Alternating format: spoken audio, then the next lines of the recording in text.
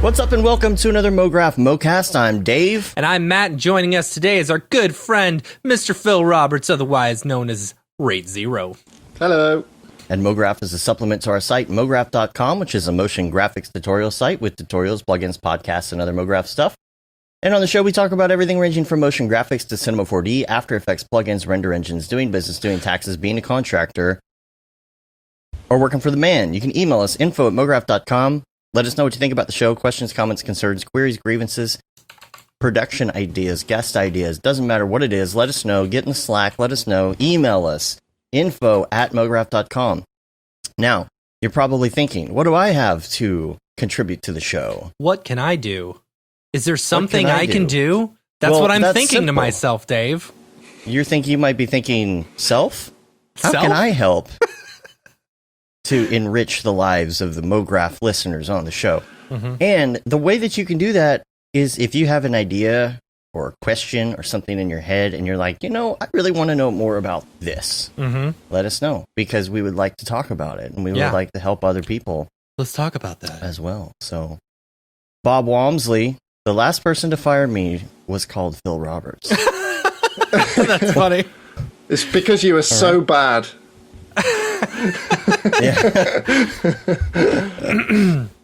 So, do y'all know? Speaking of, do y'all know the bad guy from? Did you ever see the Donkey Kong documentary, A Fistful of Quarters or whatever? The bad guy's name on it was, oh gosh, what was his name? All the records. I should know this.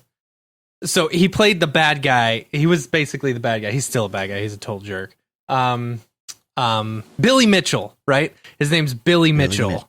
And okay. Billy Mitchell was the same name was of my high school bully. The guy who bullied me in high school, his name was Billy Mitchell as well. So like the fact that there was a bad guy named Billy Mitchell, it just means that all Billy Mitchells are bad people. I'll go on record and say all Billy Mitchells are bad people. Yeah. Well, we don't really have much to talk about today. So hey, Bob, that XP stuff, that new XP stuff that y'all have been teasing, looks so good. Dude, being able to use the deformers like now with X particles is going to be absolutely insane. Well, like being able to use the up-resing. And the up-resing too. Oh man, just like I haven't even seen the up-resing. What's the up-resing? Tell me about it. Oh my gosh. So you can art direct your Sims in really low res, and then you can just up the resolution, but it will keep the same shape, but just be better resolution. Wow. So that's here, Dave. I'm gonna send you this. Game changer. Are all our licenses up to date so that we'll get these new updates? Yeah. Our licenses don't expire until we normally do the Black Friday sale. Check this out. Special. So this is a sneak peek, the one that I just sent you. You should show it on screen because it's super cool. Okay. Like Hold on, I'm in promo mode already. I gotta switch my thing. Sorry.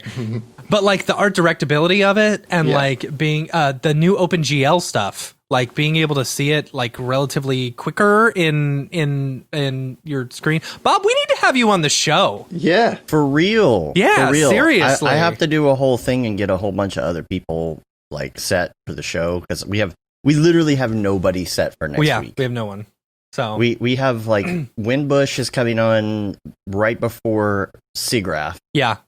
And that's all we have. That's all we have a couple other people we haven't set a date with, so yeah. We should probably get on that, Yeah. Here we go. I got this up on screen here so you can check out this sneak peek. So what is... So that's up-resing stuff, right? Okay.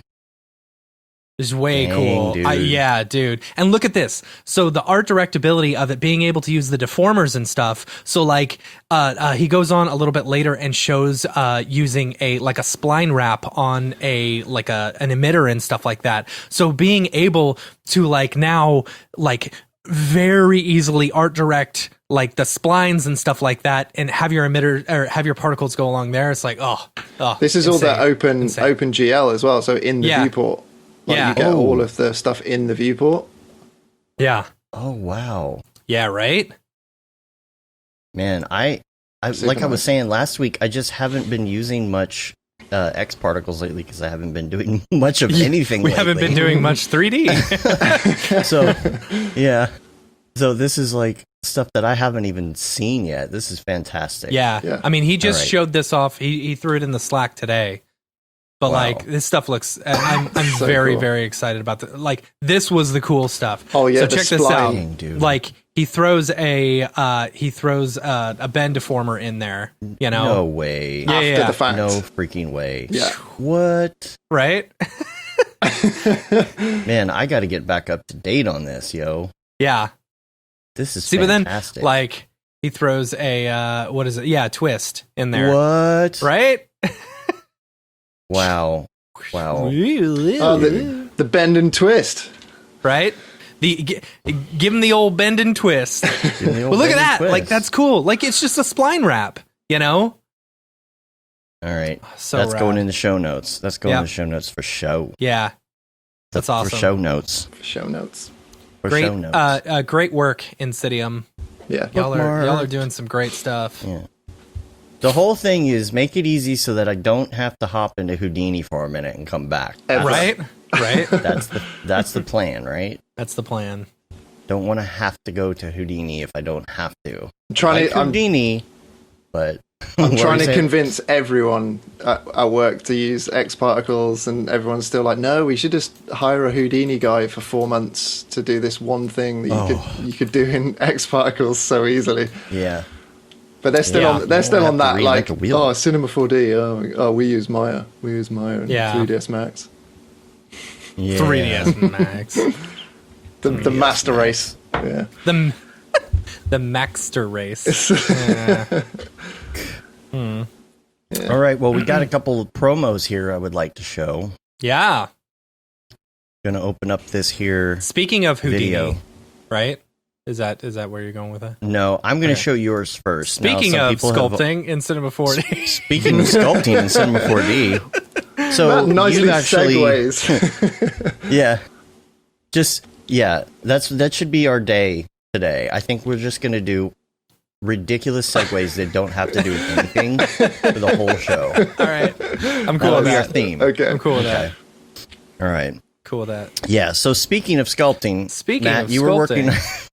You were working on a tutorial series. It is out now. Yeah, And this we is gotta- we it's gotta a tutorial promo and series that jump. I've been wanting to do for a while, you know, and so I, Mm-hmm. you know, I have always loved sculpting in Cinema 4D, you know, and I've done a little bit of ZBrush as well, but like Mm-hmm. I just keep going back to Cinema 4D because it's what I know and it feels so intuitive versus, you know, Mm-hmm. ZBrush's crazy user interface.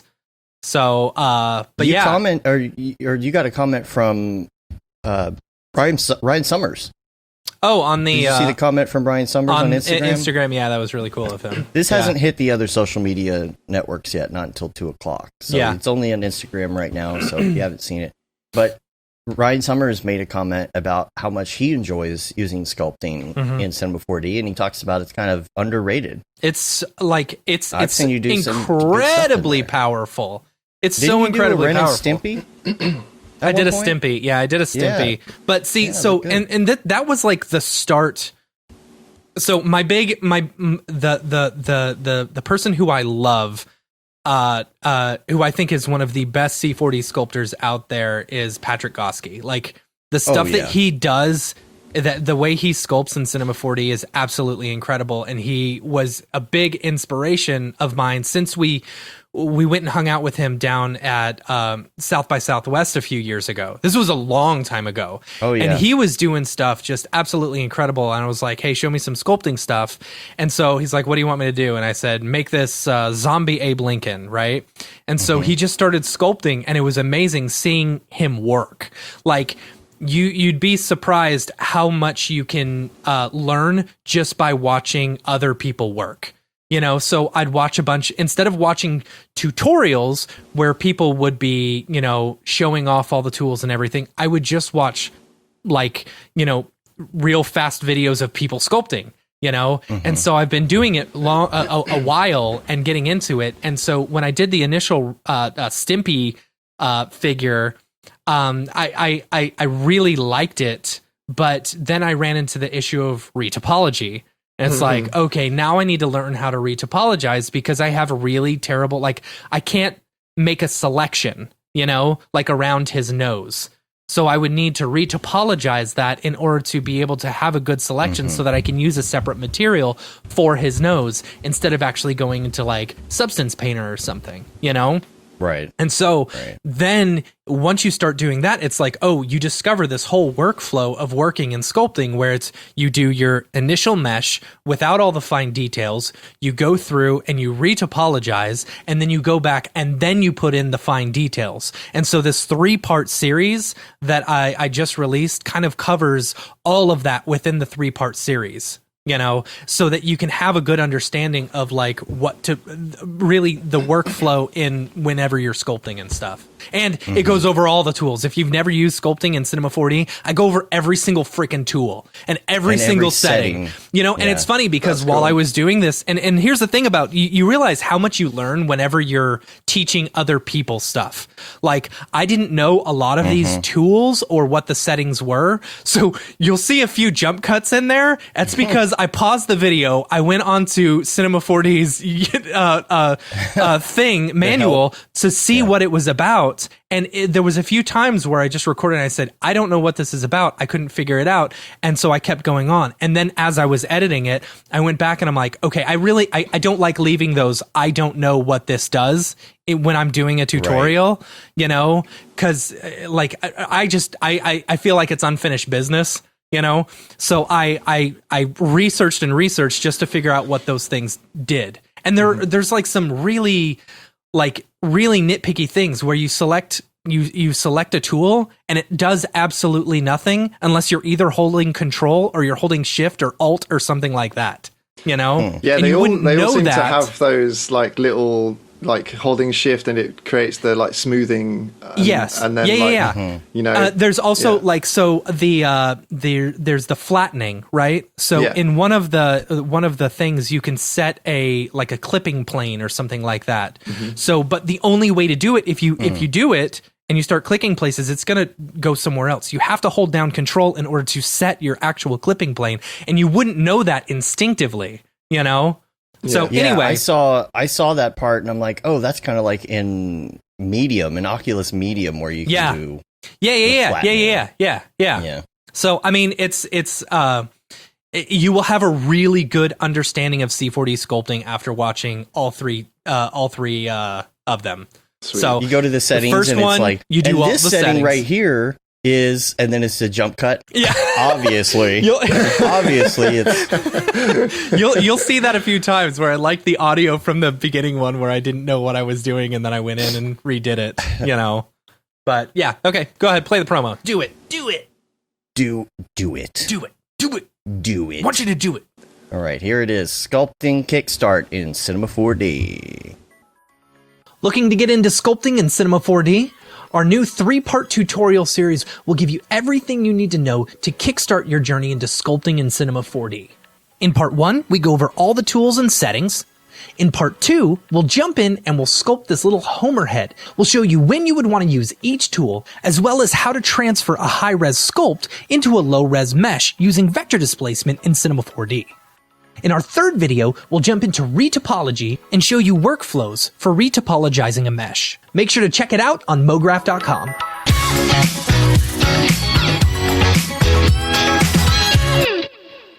Yay! Right. Woo woo. I'm in. I gotta tell you, I didn't get to watch it all yet. And there are so many. I don't know. It was a really fun tutorial series to make, and it's like 2 hours long. And you'll have a really good grasp of it. There was what was it? And the brushes. Oh my gosh, the brushes in Cinema 4D are incredible. They're so good. Like you see that first initial thing that I did where I was brushing along and doing the cool little bump map type thing. Like there are so many built-in brushes in Cinema that you can use as well. And then the retopology stuff. There's one part in the part 2 series where I'm going through and I do I reproject the mesh onto like a sphere, and and I didn't know if this was going to work as I was going through and recording it. I'm just going along saying, yeah, you do this and then you do this. And then I hit go and like, I was blown away. I was like, oh my gosh, that topology's so clean. Like, this is something that I would use. I was like blown away by how good, like, because it's basically like, it's like remeshing it, You take your sculpt, and then like what I did was I took a sphere, and then made it I can't remember the actual like drop down thing, but then I reprojected the mesh onto this sphere, and it like subdivided it and made it just perfect looking. It was so beautiful. Anyway, thanks, Perry. Yes, I am very excited about it. Getting a lot of comments on that too, that you're doing a really good job with the enunciation. I don't know what the enunciation, just your presence, like even in the promo, is very. It's very your voiceover. That is Wolfman Jack Matt, as my wife calls it. You can tell in the sculpting series, in the tutorial, I'm a little bit more laid back and I'm kind of talking like this and stuff like that. But yeah, you get the promos like, hey everyone, welcome. What's up? Let's go to Mograph.com. The audio vomit is what they call it. You need to go into the Andy Needham, like, hi and welcome to another C4D. Andy Needham, and this is NPR. Stay tuned for more from the Mograph.com channel. Next up, we've got herding goats at 3 o'clock. Sorry. This is Fresh Air. I'm Terry Gross. All right, so I want to show another. We got a new podcast frag. I've been going through and I've been starting to. This takes a while. Yeah, pulling clips from shows so that we can have some nice little tidbits of like podcast frags of things people have said.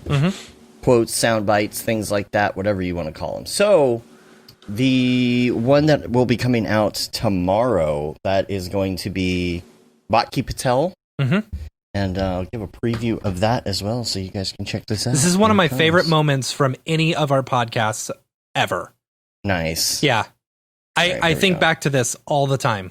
The reason why it's so important to hire people from different backgrounds is because they've experienced life in totally different ways. If we put people who had different experiences on our teams, surrounded ourselves with people of diversity, we'd get to experience how they see things, be able to learn like newer stories and tell very different stories. My dad was born in Africa, so we have like a lot of African art. When I was working on the UI design for Black Panther, I started to draw from the patterns and stuff that I grew up with. Everything I work on is like drawing from a different experience, and that's how like my stories have been a little bit different. Sometimes people see hiring for diversity in the wrong way. You're hiring because you're going to get a different perspective. They have more to offer that you're not going to see on a resume. You could go a lot further with people with very different stories to tell. And those are the films that are the most interesting too. Let's do something totally different, and you're going to get that with people from different backgrounds. My favorite frag ever.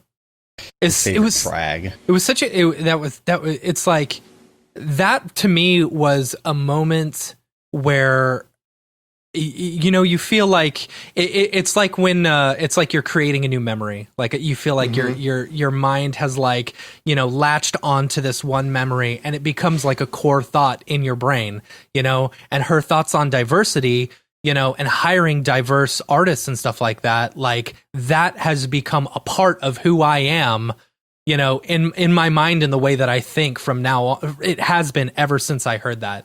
So true. True. Yeah.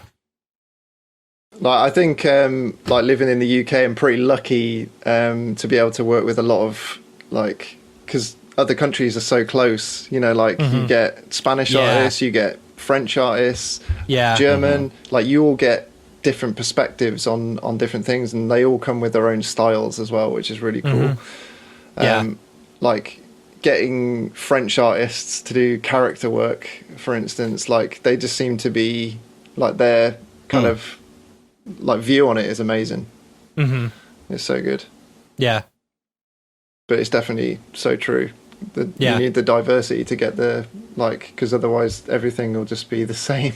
Yeah, Nobody wants and that. you know, it's what I think I said this a few weeks ago. It's like, or no, it was I mentioned this in the mini Hughes of Mograph special that we did.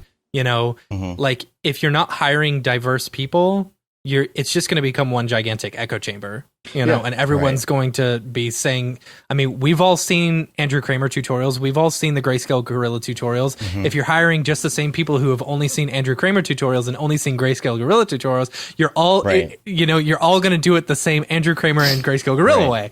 You know, if you're hiring people from diverse backgrounds, you know, who have all this different knowledge and you know, have grown up in different, you know, ways and like have all sorts of different backgrounds and stuff, you're going to get something that's so much more than just like an echo chamber. You know, I love it. Love it. Impulse says it's a little weird to be calling them frags. I call them frags for fragments. I was going to call it podcast nugs, but I thought like the whole weed reference. Yeah. Yeah. But speaking of which, I got another promo here. So this is what's going to be coming out on Wednesday. We got another 3-part series that's coming out. I'm very pumped about this one. Because for those who have been through the Stop Being Afraid of Houdini course, when Mark used this example, just like the finished product for like showing workflows when exporting stuff, you know, and I was like, oh, I want to see that.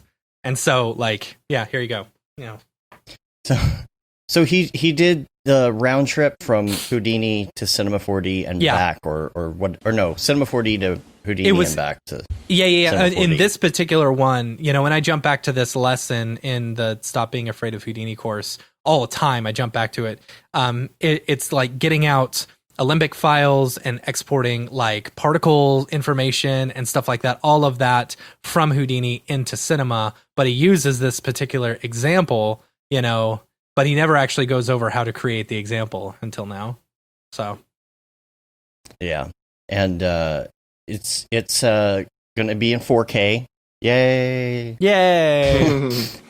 And it's going to be released on Wednesday. We got the 3-part. What I would like to do, we need to start looking into this chapter thing on YouTube. You can do chapters on YouTube now. Oh, can you? That's cool. Yeah, and you do something like you put time code into the description or something. So we'll look into that. And I'm trying to figure out, is it better to release something in 3 parts or to release like an hour and a half thing and put chapters in it now? Yeah, that's hard to say. That's actually good. Yeah, that's a good thought. That's a good thought. I think because I would actually love to be able to go through and do chapters specifically for the sculpting tools, like showing each individual sculpting tool and being able to say, you know, here's where this is, here's where this is, here's where this is. You know, it's a lot of work. It is. You remember when they did that with podcasts? You could put the chapters into your podcast. I don't remember that. It's just so much work. Yeah, and you can still do it now, but it's like you've got to go through the whole thing and pick time codes, and it's kind of like the LinkedIn Learning. They do all the like. Oh, they do. They do annotation as well. So like as they're reading it, it like kind of highlights the words so you can see all the text like as you're doing it, and then it has all the chapters you can. Can you do search? Like, can you search a closed caption on YouTube? You can. So what you do is you can go to the. Well, I don't know how you do it if you're not the owner of the video. Okay. I was gonna say that would be a really cool thing to be able to do, like be able to search a specific like word or phrase or something, and then it shows you all the parts in the caption that does that. There we go. That'll be a money-making idea. I'm putting that out there. It's going to be done in like a week. Someone else will have done it. And then they're going to steal all my money from it. Yeah. I did figure out how to download. That's how I'm going through and getting these frags, is I'm getting the transcript, and then I'm going through the transcript and finding what's good, and then I just use the time code to pull the clip. So Nugget Finder. Is that what you're using? The Nug Finder. Nug Finder. Nug Finder. That's a different app. That's funny. All right, here we go. This is the preview of Rigid Body Destruction for Houdini 18 by our own Mark Fancher. Hello everybody, I'm super pumped to announce I've got a brand new Stop Being Afraid of Houdini bonus lesson on rigid body destruction workflows in Houdini 18. Check it out on mograph.com/tutorials. Woohoo! Woo. There we go. That's all you get. You don't get to see any more until Wednesday. No more.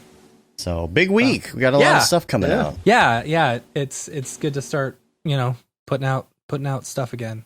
I'll tell you, man. I start putting out again. As I started doing the tutorial, I was like, oh man, this is why I hate doing tutorials. This is why I hate doing tutorials. This is why I hate doing tutorials. And then you go through and you start getting it. It's the same thing with any project where you're like, I am crap. Okay, this crap is okay. Crap. Okay, I'm a badass. It's like, this is why I hate doing tutorials. This is why I hate doing tutorials. Okay, this is all right. All right, I think some people will get some information. Okay, this is polished enough to where I have polished this turd enough to where I feel like it's good enough to put out there. Like for example, the last one I was telling them this. The last one with the retopology stuff, I actually had to re-record that like 6 times because every time I would retopologize, I would end up with like one try or one n-gon, and I'd be like, no, gotta start over. Retopology is hard. It's hard, especially when you're doing organic faces and stuff like that. In the tutorial, and I actually I wasn't super comfortable with retopology. I've got to give a big shout out to Jess Herrera and her SIGGRAPH presentation from this past year. So good, and it helps a lot with understanding some of the retopology. But I kind of took what she did, and I did what I called the rule of 6. Because normally when you're going around someone's like eye or face or something like that, you're never really sure how many you should do. And she showed off doing 6 of them because it creates 2 really good quads, like right in the center, So it's like, okay, cool. That works. Yeah. Quad remesher, easy retopo. You know what? Check out part 2. You'll see that I do I reproject the mesh onto like a thing. And then I also bash the what is it? The quad remesher? No, not the quad remesher. It's the volume. The volume mesher, yeah. Oh. I'm like, I basically go in there and I say, don't use this. I say it's in there for sculpting because like if you've got a really high res mesh or something like that, or like you're wanting to put like multiple things together, you can hit the remesher, or what is it? The thing. The volume mesher, yeah. And then mesher. And it'll go through and it'll do everything, but like the if you're gonna retopo it, it's okay, Did you try taking this through like quad remesh? I didn't, no, because I wanted to show workflows specifically within C4D. I didn't want to have to show buying any additional software or something like that. Did you watch Ryan Talbot's talk from? There was like a recent thing that Maxon did June 18th. And absolutely, because I was sitting here. Yeah, Dave was sitting there running. Oh yeah, you were. Yeah. He kind of like goes over some of the like volume mesher and like some of the sculpture tools and stuff like that to make a kind of cliff and a river sort of running through. I thought that was really cool, like how you can use those sort of things for just. I don't love. I don't know. I don't love the quad or not the quad remesher, the volume mesher. I don't love it, and it has its place.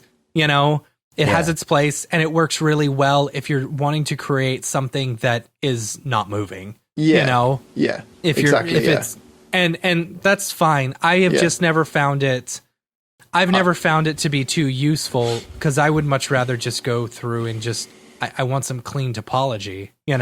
That's something that I was always stressed on me was having clean topology, Ryan's kind of use of it was really nice because he was just trying to get like shapes in his scene, organic, and just because he was going to use a texture with displacement over the top of it. It was just to get those shapes in there. So I think in those kind of instances, it's good. But if you want to kind of combine two things together and. Like I think it's more to do with like if you want to 3D print something, isn't it? You're having like a volume. Yeah. That's definitely good. And for anything that's not moving, it's perfectly fine. Yeah. It's once you start like if you're making a rigged character, you definitely don't want to use the volume remesher. No, definitely not. Unless you're going through and retopologizing the whole thing, because otherwise you're just going to get tons of like weird pinching and whatever. Right. So did you have to So what about- like call on make it look good 11 to kind of go over? I didn't. You know, make it look great. 11 is like the it is the best awesome. like modeling tutorial series out there, I think. Ever. You know, ever. Yeah. It's so good. And it goes over like, you know, edge flow and stuff like that. But yeah, I mean, I don't know.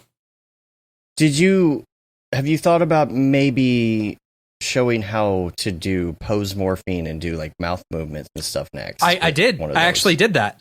Oh, is that in there? Yeah, that's Okay. in part I haven't watched the whole 2, thing, obviously. which is cool. So like the first part, I go through like basically the upper part of all the settings, and the second part we go through and we model the Homer head, and then once we have the Homer head, I go into like vector displacement, which vector displacement I think is one of the most powerful things that cinema has to offer, and I really wish Octane and Redshift were able to use these types of things. And I was actually going to do this whole tutorial series a few years ago.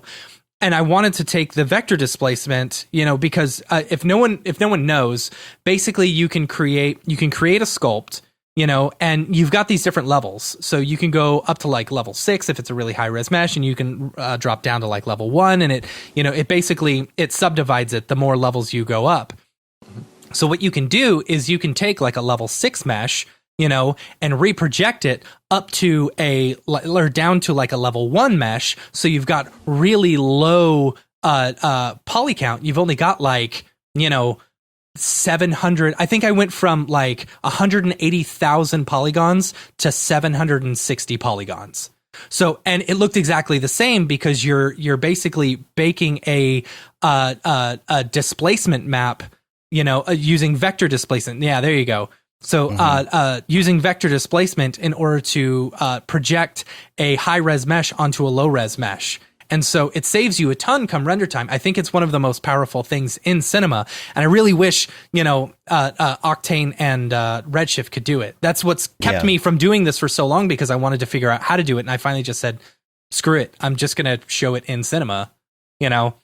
And that works better for a tutorial anyway, for people to get the idea. So of how as it you can works. see here, you know, we go to like 765 polygons, but because we're using that using vector displacement in there, once you hit render, like it looks exactly the same. It looks exactly the same, which is amazing. Crazy. So Look at that. yeah, right. So I mean, it can save a ton of time come render time. Now, another cool thing is the pose morph. So you can go through and you can, you know, you can create a new layer in your sculpt, and you can go through and you can like make a new pose based on it, and then click on all your layers and, you know, bake them to pose morph. So it'll bake it down into one mesh, and then it automatically puts all the different poses from all your different layers, and you can go through and adjust it there. So if you want like him to like raise his eyebrows or like make a pucker up or something like that, you can actually do that. That's crazy. Like this one. Oh, that right there was killer. Like being able to, you know, reproject onto a new mesh. It's so clean. So clean. It is very clean. Wow. So anyway, it's it is definitely a series that I would recommend for people who just want to get into sculpting. Homer always looks so funny in 3D. He does look, yeah. There's He's no all way to bulgy. make him not look funny. He's so bulgy. His stomach sticks out way in front, and his. Did y'all ever see that movie Tron? People will get that. No. Yes. Oh, I mean, no. No. Nobody gets it anymore. I know. My younger People brother was gets living it. with us He's for a sitting there while. laughing. My younger brother was living with us for a while, and I kept on making Simpsons jokes, and he didn't get any references. So I every time I made a joke or a reference or something, I'd have to pull it up on my phone and show him every single time. Here you go. That's the blubber joke. fly. That's the joke. It's so I've much got more my fun daughter when you have saying to explain it. That's great. I know, Yeah. right? That's great. So Yeah, my friends and I on the road, we used to have a thing whenever that would happen, and people didn't get it. You'd Watch say, it, Coney. Well, you'd say that's funny because See, that's funny because, and it just became a thing. And see, it's funny because, sigh. Now, I got my daughter saying, that's the joke, like all the time. That's the joke. It's great. That is Old funny. Simpsons jokes, man. Can't beat them. I know. I think Disney Plus released the 4.3 versions of them now. I want to say, but I don't know how to switch it in my TV. Detour or Daytour says, bit late, but if you click the 3 dots menu icon next to the report button on the line underneath the video title on YouTube, you can select open transcript. Oh, sweet. That's Rock awesome. on. I got to keep that in mind because I've been trying to download these transcripts. Thanks, Detour. That's perfect. Detour. Detour. Detore. Detorate. I don't know. Cool. That's cool. All right. Yeah, I'm going to use that for sure. Yeah. Speaking of TikTok. Speaking of TikTok, actually, no, wait. Before we do that, speaking of half res. Speaking of half res. Yeah. Speaking of half res, let's talk about that for a second. So we got I think the old email. I mean, yeah. So in case anyone didn't hear, I'm sure all of us expected it. You know, half res has officially been canceled this year, which is sad. You know, and they're saying that it's still going to go on next year. You know, this is just 2020. 2020 is the year of no meetups. You know, it's the year of no meetups. It's going to be just pause it till the next time. Yeah, I know. You know, and here's the thing. I was getting kind of nervous about like us canceling Camp Mograph and stuff because things started getting better, and I was like, oh man, are we gonna make a mistake? But then things started getting worse again. Right. And I'm like, okay, now I feel really comfortable doing that. Well, for us, not for Phil. Yeah, not for Phil. So turn down my audio a bit. Whatever. Yeah, we're in Texas, man. It's Karens everywhere. Yep. And our our government doesn't care about us. Doesn't care about the safety of us. Let's make a funny animation about Karens. Should like we? A song. Well, people did some dailies, some attack of Karens and stuff. He did the attack of the Karens. You know, we got to do like a funny song or jingle. Oh my gosh! Oh my gosh! It's It's so you don't spread germs through the microphone. Yeah, right. Or have you seen people driving around with their masks on in their car by themselves? Yeah. I think it's so funny. And they have like marigold like gloves on and stuff. Yeah, yeah, right. Yeah. So it's like I don't think that the Rona is going through the air and then going through your air conditioning vents into your lungs. I just don't think it works that way. But yeah, nice I went and got blood. I gave blood the other day, which kind of sucked. By the way, I haven't given blood since 9/11. That was the last time I gave blood. You know, and like getting punctured with a 16 gauge needle kind of sucks. You know. So, but yeah, and I almost passed out. Times. This happens almost every time I give blood. Like I get super woozy, you know, but props to the nurse or whatever. She was on it. She's like, all right, sit back. And then she put like cold compresses all over me, you know, and I just got super sweaty and like it instantly like heated them up. But, I forgot where I was going with it. Oh yeah. No, the nurse, she wasn't wearing a mask. She was wearing her mask down on her chin, you know, she still had a face, like a face guard or whatever. But it's like, okay, well, if someone sneezes on you or something, like, but it was angled to where even if she coughed, it still would have gotten all over everyone. Whatever. Yeah. I don't know. So I got this half-res email here. It says, after watching the arc of the pandemic and much internal debate, the committee has made the tough call to put half-res on pause for 2020. In the meantime, we're working on getting more content out to you, such as previous year's speaker videos, so you won't have to go... I think that's a great idea. Into total half-res withdrawal. We've already booked a venue for next year. Looking forward to an even bigger, badder half-res in 2021. We miss you all, and until next year, stay safe and sound and sane. The half-res committee. That sounds pretty official. Committee. Do they all sit around in a circle and it's just like, who votes cancel, say aye. Yeah. They've all got like hoods on. Yeah, hoods on. You know? Yeah, that's it. That's exactly how I imagined it. It's like the no homers, right? Yeah, it's the yeah, or the Nibbler Council in Futurama or something. It's like that. What's the Chris Stonecutter what song? say you? What's the What? what's the Stonecutter song? How does it go? We do. Yeah. More Simpsons references that people don't get anymore. Yeah. Rocket Lasso Tower in Chicago. Yeah. Right. Yeah, but that sucks. That's just going to be how it is. Yeah. And I like the meme that's been going around where Whoa, 2020. good. Yeah. Whoa, slow down, egghead. It's a good one. 2020 is just not going to have any. It's not going to have any events this year. No, and it should be obvious to anybody with an advanced degree in hypertypology. I don't know what it says there. Hi. So the meme going around is that 2020 is going to be used as like a way of saying something sucks in the future. Yeah. Like, don't go all 2020 on me. Yeah. I kind of like that. You know what? Like, if this wasn't the year that my child was born, this would be the worst year of my life, probably.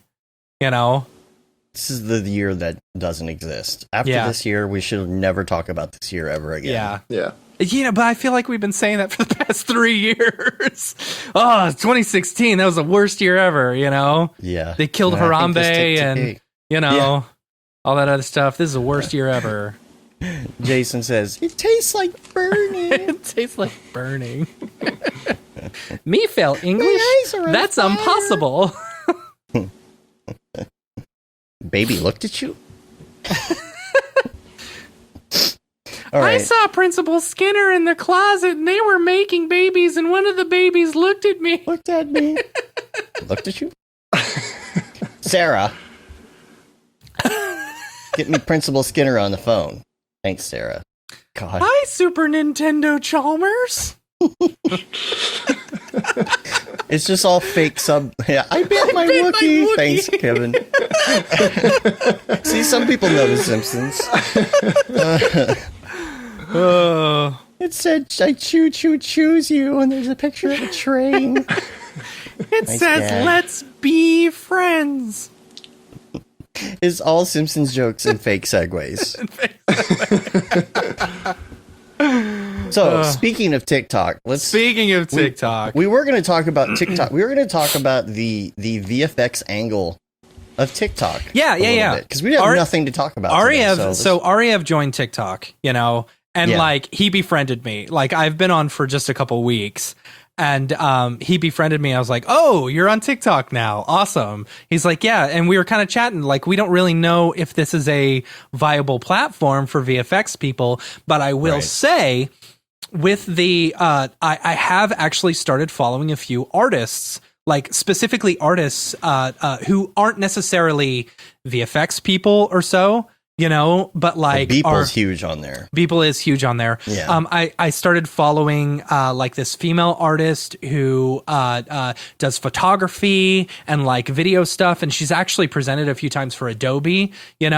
Also there's a couple other VFX artists on there who like do these fake videos and stuff like that, and it's very cool. I'm just curious if if you look at like Ariev stuff, like he's posting like particle stuff and blah blah blah. I don't know if it necessarily gets the TikTok crowd going because the TikToks are all about making you laugh or that's why I go on. Yeah, like it's those like quick like 20-second laugh, isn't it? It's the yeah. Like I've seen some where you can kind of like pause and then it will freeze frame. Like and some of people hold up trays and then they just turn around, like walk straight into the tray, like just Oh, that one's good. Yeah. Or it's the repeater one. And someone's like punching themselves or kicking themselves or something like that. Exactly, it's really funny. Yeah. So it's just quick laughs, isn't it? It's like that's what it. How are people editing these? That's I think question. you can do it. You can do it one of two ways. So I think you can do it a couple different ways.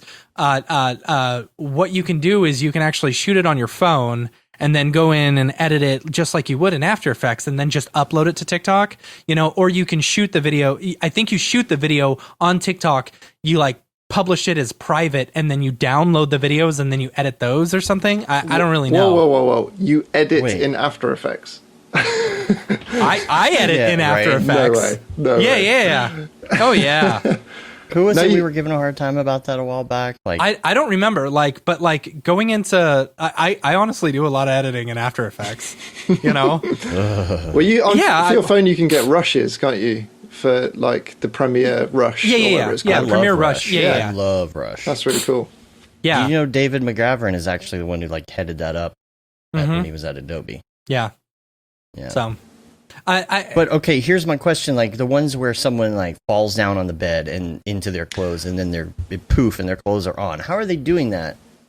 I mean, it's just a jump cut. You know? They do like they normally do like a tutorial afterwards. They'll do the kind of like falling down, and then they like kind of go back up again or something, and then they show you how they do it. It's like I film like this, and then I film myself do this, and then like edit them together or reverse the clip, you know, like all that sort of stuff. I've seen a bunch of there's a bunch of TikToks that do like camera tricks and stuff like that. Like I saw this one of a girl who had a 2-liter bottle, you know, of Coke, and then behind it was a 20-ounce bottle filled with Skittles.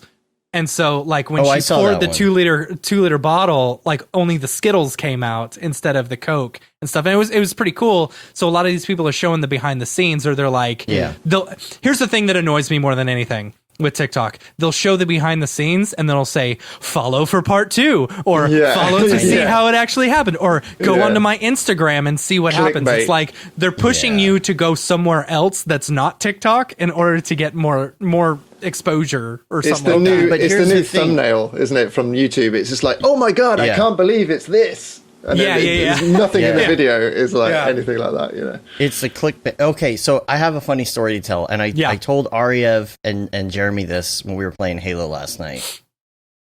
So I went camping last week, and it was awesome. We used rvshare.com, which is actually really, really awesome. It worked really well.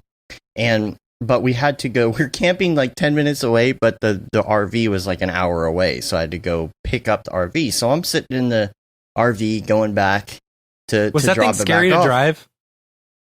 If you're used to driving like a U-Haul trailer or something before, not trailer, U-Haul big box truck, it's fine. I had no problems with it. But I've experienced driving those things. This is Class C, not a Class A. Class A would scare me. Yeah. So we're driving back, and I'm just talking to my daughter, and we're talking about YouTube because she's got her YouTube channel. She's trying to get up and all of that stuff, right? She's trying to get subscribers and all of that. So I'm like, well, you have to like kind of, you have to do things that draw people's attention. In the video, you have to keep it moving so it keeps attention. You can go on and you can look at analytics and see what keeps people's interest longer and things like that after you've done a bunch of videos. But also, it's about how you title it, and it's about the description, and it's about what you put in the thumbnail and all of that. I said, you saw me record the best render engine video, right? And there is no real answer in that video as to what the best render engine is, right? But if you look at the title, on the title, it says the best render engine, right? And that's like, oh, so clickbaity. It is, right. So my daughter straight up looks at me and she goes, Daddy, isn't that clickbait? That's funny. That's good. She's 10 years old. That's good. Wow. That's funny. And so I was like, well, kind of. But you have to do things to draw people in. I mean, that's just how it works. Yep. You know? Yep. But, okay, my question on the TikTok videos is like, I understand how it works. I understand how you jump cut and do something. I was just curious because a lot of these people are not necessarily people who are big into VFX or have After Effects or have Premiere or something. Right. So my question was like, how are they editing these things? It's all apps on your phone.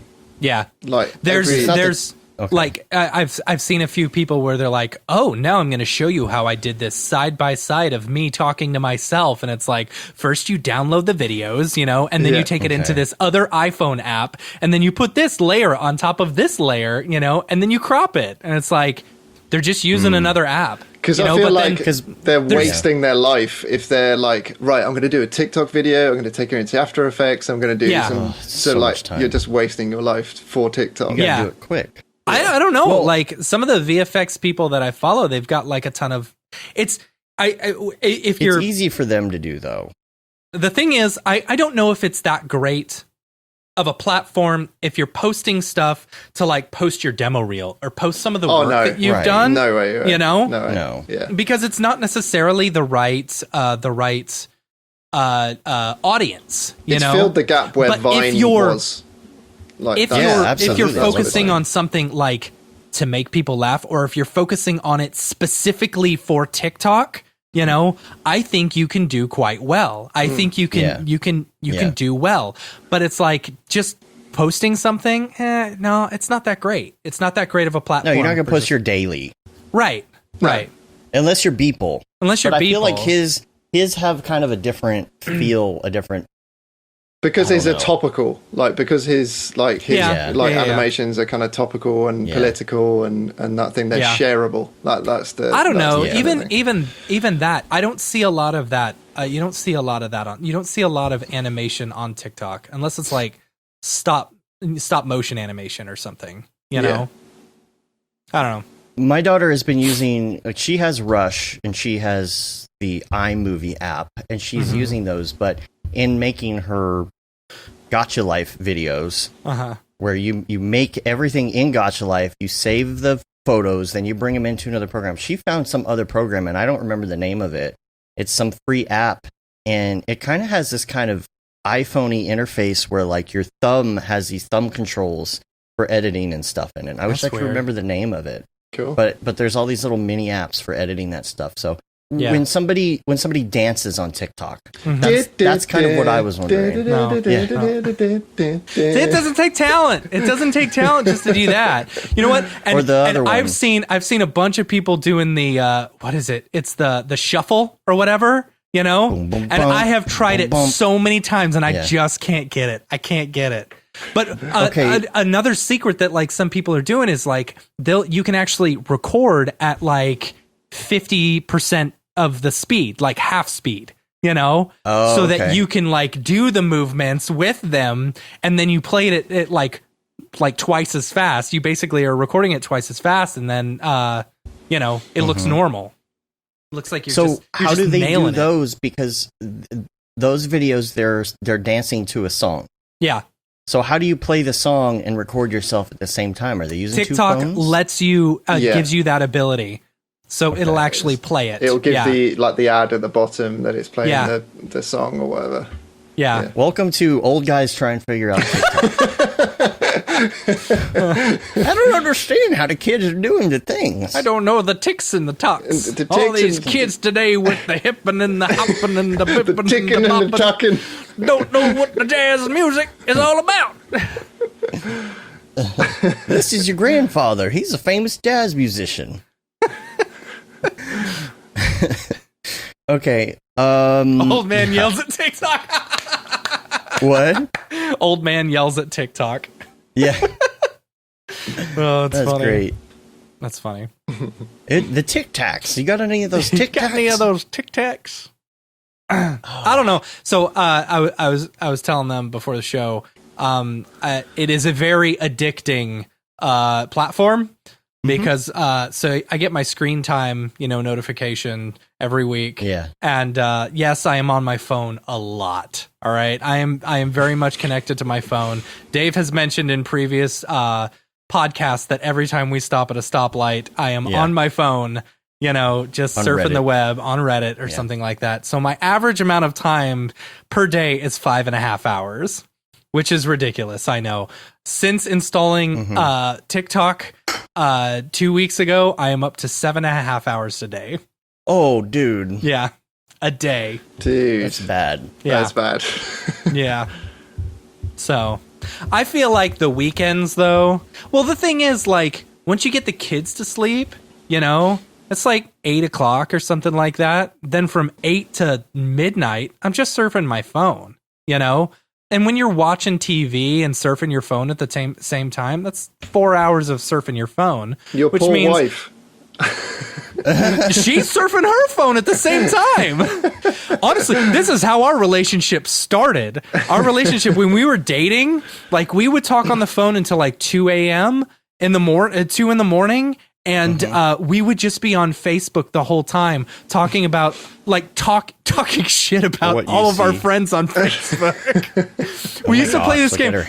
We used to play this game called Who Has the Worst Status Update, you know? And so you'd go through your friends and you'd find out who was being the most ridiculous, and then that person would have to guess who that person was, you know? A really fun game. Oh my god. All right. Well, So- speaking of France, Yeah. I have 2 links here. I have no idea Have you where heard you're of going with this. Mofractal? Have you heard of Mofractal yet? I have, yes. Yes, I have. The French monkey. Oh, yeah, We gotta get the French monkey on the freaking show. Yeah, dude. Yeah. Yeah. Wasn't It's it something been to a do matter with of bandwidth. his internet? Yeah. His bandwidth. Yeah. Yeah. I don't know what's going on with him because Let's all of do the Rona. a crowdfunding and send him some bandwidth. Yeah. Right. Or just mail him some bandwidth. Yeah. Yeah, right? Yeah. That's how it works, right? You can FedEx just it? you can just download it like from the internet. Just download more bandwidth. Download more you know, bandwidth. Like I downloaded more RAM. You know. Yeah. I'll phone TikTok and get it sorted. Thanks. If you could do that. Yeah. I need to download I need to download some more CUDAs. Right. We need a few Yeah. more kudos. CUDAs. Let's do it. Okay, so Mofractal is out. It's like a procedural fractal thingy for Cinema 4D, which is awesome. So make sure that you check that out. And speaking of French Monkey, this is a real segue. Speaking of French Monkey, he has a music video for one of his songs. Now Oh, that he is out. Came out does? this week. Yeah, it just dropped, yo. Let's watch it. Yeah. Let's watch it. I don't think I'll bring it up on the feed. I won't I was necessarily gonna say. play it or whatever, but yeah. I think he's given us permission in the past to play all of his stuff. Yeah, I mean, we're not going to sit here and watch the whole video or anything. You don't want to watch the whole video? Yeah. No. But, Come on, we got to kill some time somehow. This is cool. Right? This is I cool. wonder where if he scouted these places or if they're places nearby, because it's hard to even go anywhere right now. I'd be interested to find out. And also, I like that it has captions because obviously it's in French. So Yeah. I want to know what he's singing about. Right. So Où est la bibliothèque? yeah, looks pretty cool. I want to know information on how he shot it and everything. I like some of those looks that he's got in there and everything. So Yeah. I'm gonna try and get him on. Because we have been talking about. There he Look, is. He's here. Yeah. Oh, that's funny. There He he is. dropped That's in and he's on the screen. That's great. That's funny.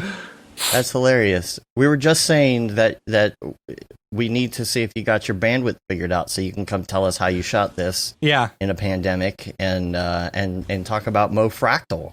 Yeah. So this is awesome. Maybe he can answer that question in the chat about where this was shot. If it was shot locally, just around, things like that. So we'll put that in the show notes. You can check that out. Yeah, French So- Monkey, you got to come on. You got to come on the show. For real. See, this is what the show is now. We're just booking our next guests, Yeah. Show up in the chat. Maybe you'll be our next guest. Yeah. Speaking of which, we have nobody scheduled for next week. So Yeah, French Monkey. Winky, Hit us up. winky. Wink, wink. Wink, wink. wink, No wink, one nudge, next nudge. You week. got that? How's that bandwidth? How's that How's that- bandwidth? You Is got your that? bandwidth You good got that bandwidth? How's that bandwidth? We're up to 7 bandwidths in the crowdfunding. Keep it going, guys. Come let's on. look at the board. Every bandwidth counts.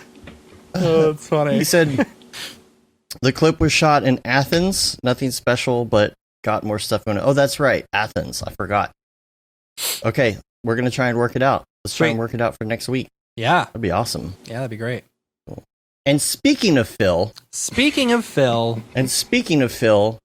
I would like to say that I miss Phil in my life, and we want to know about what you've been up to. Yeah. Because we saw you at Camp Mograph, and we really hadn't seen you much before Camp Mograph either. Yeah. So you did freelance and went back and forth and did a few things. And, Yeah, are you still, have you been able Yeah, to what's up? So I weather obviously- the tide?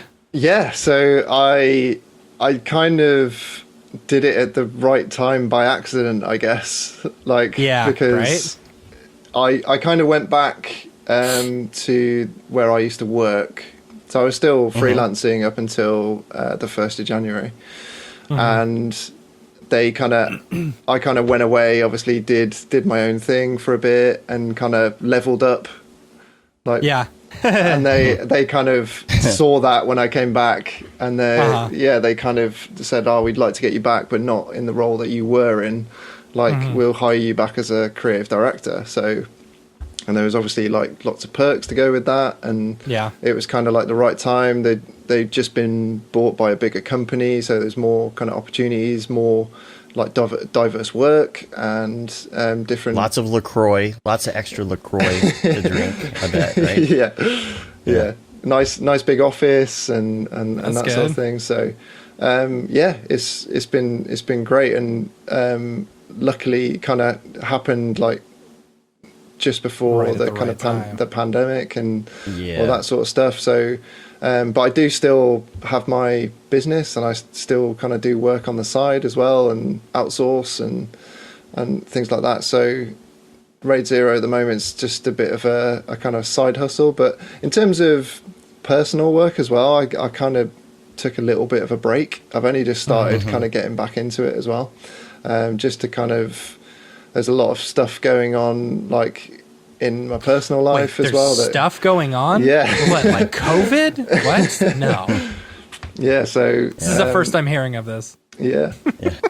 And your personal life too as well. Yeah, exactly. Whereabouts are you right now? So I'm in a place called Maidenhead, which is just outside of London. It's only like a train ride away from London, but it's near Windsor where the Queen lives. So, ooh. You know when you say like, "Oh, do you live near the Queen?" Yes, I actually do now. Yes, I do. Yeah. Have you ever seen her? She's my neighbor. Yeah. Basically, she is my neighbor. Yeah. Yeah. Yeah. So you might as well just say that you live in the palace. I mean. Oh yeah. Let's be serious. It's exactly It's a 15-minute drive. We basically live in the same place. Yeah. Right. That's funny. That's funny. Yeah, so how's the company doing? Yeah, so our company is actually doing really well. It's because we're predominantly CGI, and we do a lot of stuff with healthcare and stuff like that. Okay. Like we normally would do photo shoots in these like situations, but obviously like nobody can do photo shoots at the moment. Nobody can do filming. So we're actually doing a lot of CGI people. Photographic. You need sculpting, let me know. Yeah. But like really super high res. So we're scanning people, they're getting rigged, and then we're like doing like we've got some freelance guys that are just that's what they do for the film industry. So like these guys have worked on like Blade Runner, they've worked on like Star Wars and things like that, where they're actually getting to the like micro level of the skin, so it looks so photographic. It's unbelievable. What are these people used for? Are they background characters? No. These are close-ups. Yeah, so these are like where we would shoot a model, like someone who's like 50 plus or whatever the kind of age group or ethnicity. Dang. We're doing full CG characters. So obviously with that there's a cost involved and it's like sometimes triple what it would cost to go and shoot it, like in a studio. But like this is where we'd be able to kind of make a workflow that's kind of working in terms of sourcing the 3D scans from like these Otoy have that light stage thing. Like getting in contact with companies that have those light stages, and whether they have models that like aren't necessarily available to the public, and paying for those and stuff like that, or we can arrange for them to turn up, and with social distancing they get scanned, and it's limited access basically. Are they stills though? Yeah, a lot of it's stills. A lot of it's stills. Yeah, because I can imagine that animating, even if they looked good, animating would be a whole nother thing. Oh yeah, right? for sure. You hit that uncanny valley pretty quick. Pretty quick. Yeah, with stills it's okay, but we haven't had to animate anyone, which is good. That's good. Yeah. But that stuff's been really good, and obviously with my background in automotive and doing a lot more automotive work, but being more from the like creative side. So I'm not actually doing the work myself. It's just gathering a team and nice. You know, just having a vision and then kind of getting other people to execute that vision. So yeah.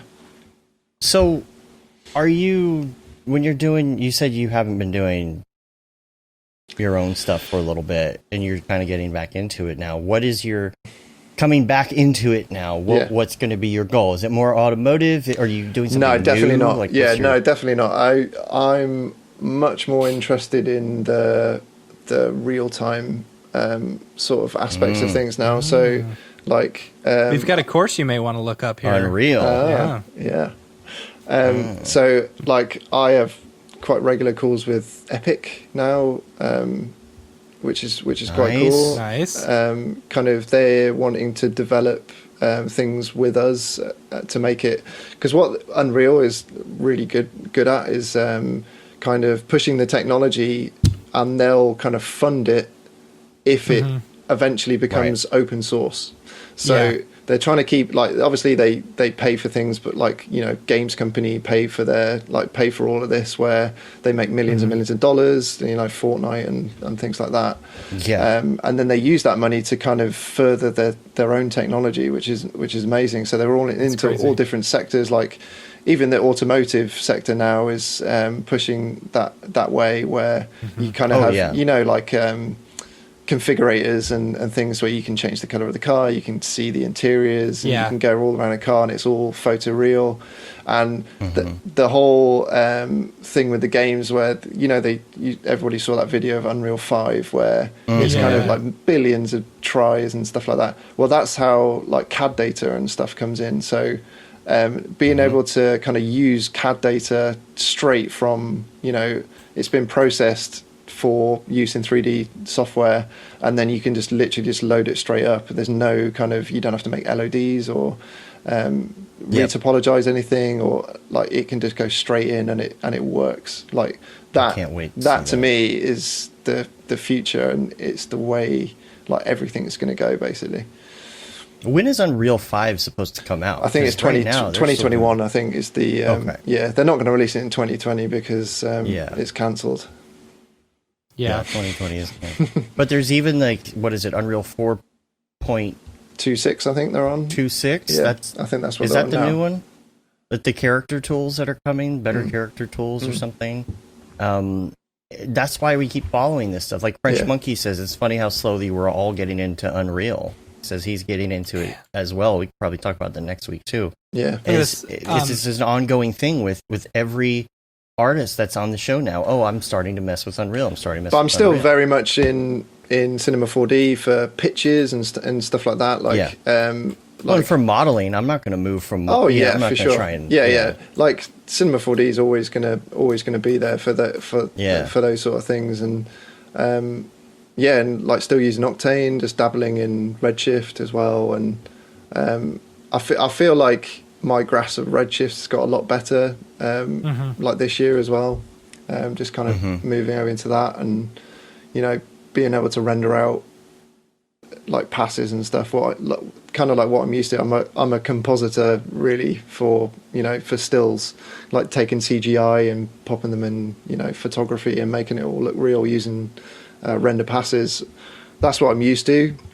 And then when Octane came along, obviously it was like being at the photo studio. You could treat it like that, and it's just like getting one photo, and you're kind of editing that together, which is really good. But obviously, like, you need that kind of control sometimes, where you know you want to change the reflection on something, or you want to just do it in post, and it's just knowing those when to use that. And I'm definitely like, now I'm more on the creative side, where I've got a vision, and you know, I'm using other people to their best abilities, their technical know-how. It rubs off. Learn it all. Exactly. But it does rub off, and I'm super interested. It's like, oh, how did you do that? And like, what's that technique called? And it's really that's interesting. good of a creative director, in my opinion, because one who doesn't want, who just stays,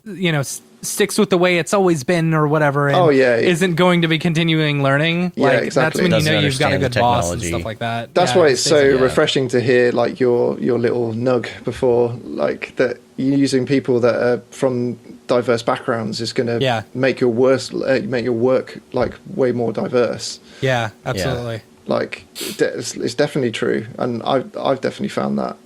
Like if you use the same people for the same sort of jobs, they're all going to look the same. Mm-hmm. Right. They're all going to look the same. Jumping back to Matt Workman.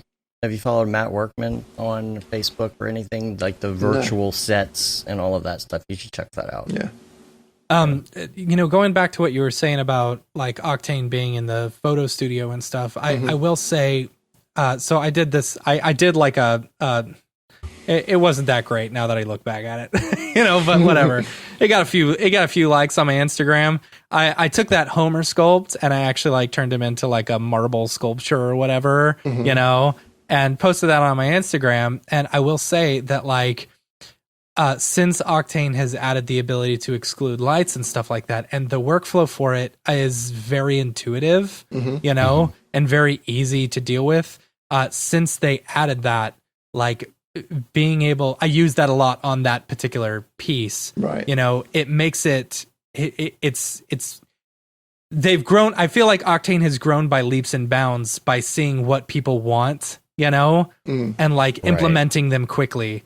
Like this stuff, like being able to exclude lights, and I don't know. Like I still like have like I know how to do it, but I still set things up like a photo studio. Yeah.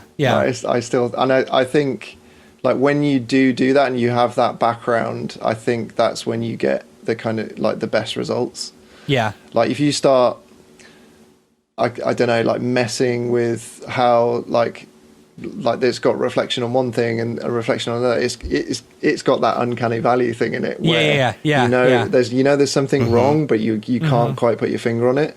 And like a well-trained eye will know that, but like the normal person will go, oh, I don't know why that looks wrong. Right. Yeah. And but it's good to have for certain things that are not photorealistic. I mean, even something like a logo. You're trying to do a logo for sure in Octane, and it's just like the way I used to do logos was super heavy in like light exclusions and things like that. I need a special reflection just on the bevel, and it's just going to only include on this material that I apply only to the bevel. Yeah, that was so hard to do initially in Octane. Yeah, now it's easy. Yeah. I really enjoyed the your podcast with Jules a few weeks ago. Yeah, I did too. That was a really good one. That was a good one. Yeah, I'm very excited. He was saying on the Slack channel that Embergen, should be coming within the next few weeks. That's ridiculous. And they're doing other particle stuff with it too, not just smoke. Yeah, it's let me see if I can look it up. What his exact wording on it was. And Octane X RC1 went out to the closed beta testers. So he was saying if everything continues to look good over the next few days, expect to share a release date as soon as next week. And that was last week. Has anybody bought one of those Mac Pros though? To test it on? I'm sure someone has. EJ will. Yeah, EJ will. Oh, do you think? Yeah. Let's see. Embergen and Particle Gen. This is going to be cool. Why didn't he call it Embertron? Why didn't he call it that? To go with all the other ones. Damn it. I don't know.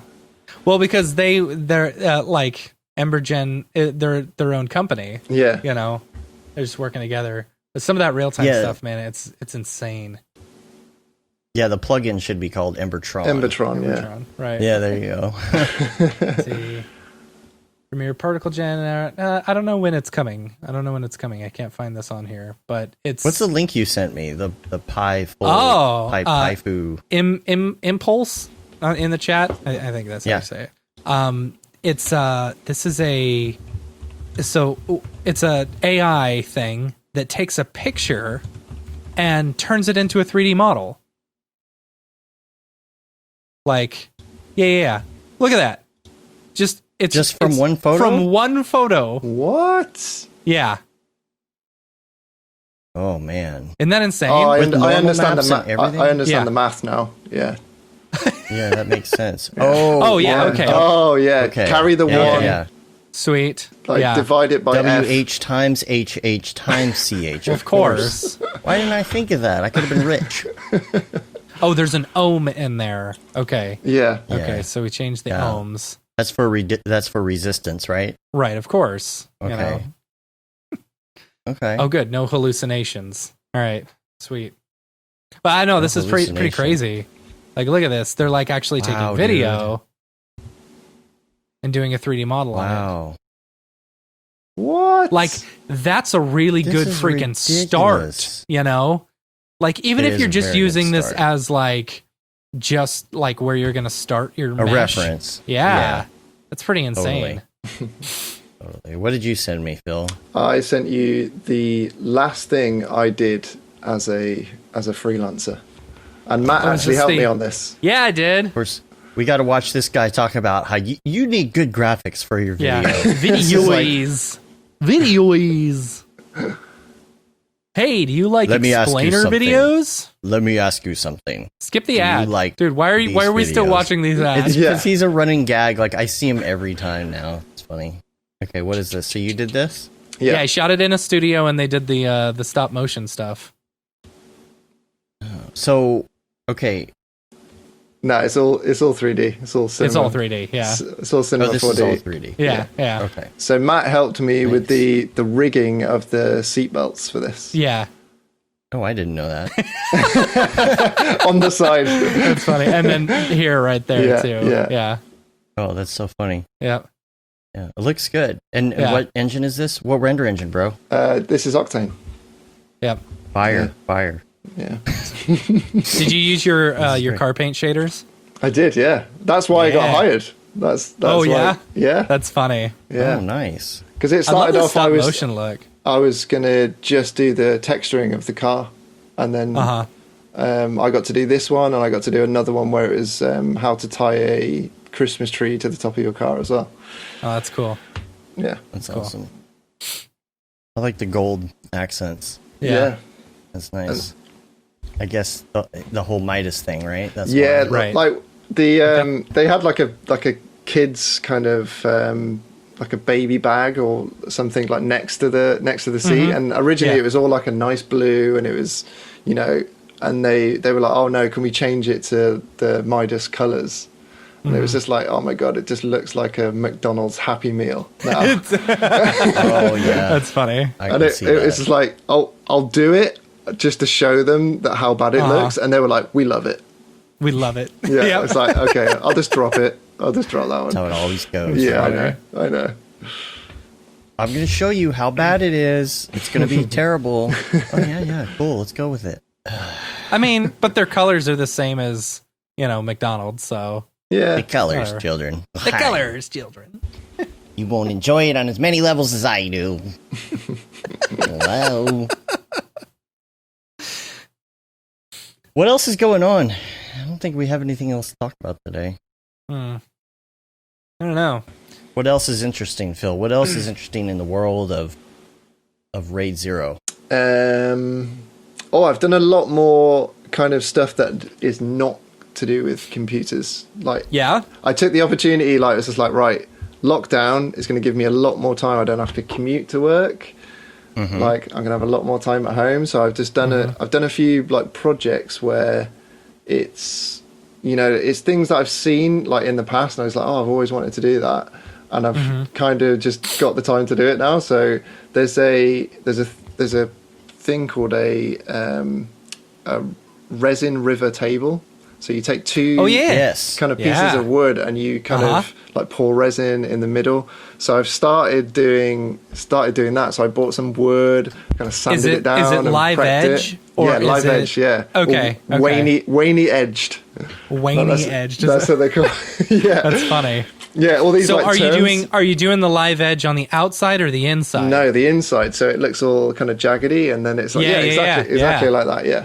So just I've got some Scottish yew, so that I've bought and kind of I had to buy a load of tools to kind of start doing it. But it's been super fun. It's like, it's really kind of, it's one of those things that you don't realize like how good it is for your like mental health to do stuff like that. You know, it's like, for me, I like, you know, people say like do jigsaws and stuff to kind of get your mind off work and things. And things like that. But I tend to do like, I like to do like a project. I definitely like, and I've done like, I've kind of upcycled an old bedside table and stuff like that. Like just all kind of things where I'm using my hands, and I always liked kind of woodwork and stuff when I was a kid and at school.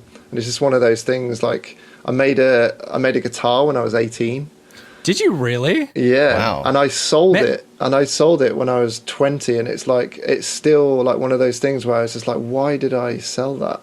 Yeah. Like, was it an acoustic or an electric? No, an electric guitar. So I did all the wiring and everything. I was looking up. I wanted to. So I redid my guitar, as you can see behind me. Like I fixed all the like the thing had broke when I was moving, so I bought a new piece and I put it all together, and it still doesn't work. And I was like, I wonder how hard it would be to build a guitar. You know, it's a lot of work. Oh, it is. That's really hard. Yeah, it was really, really difficult. And I was so surprised at the end that it actually kind of worked and I could play it. And but I did like take a lot of time to kind of research things. And the actual hardest part with it, like it's not the kind of cutting the wood and sanding and stuff. That just takes time. Actually getting the right finish on it, like finishing it so it just looks like super nice and clean.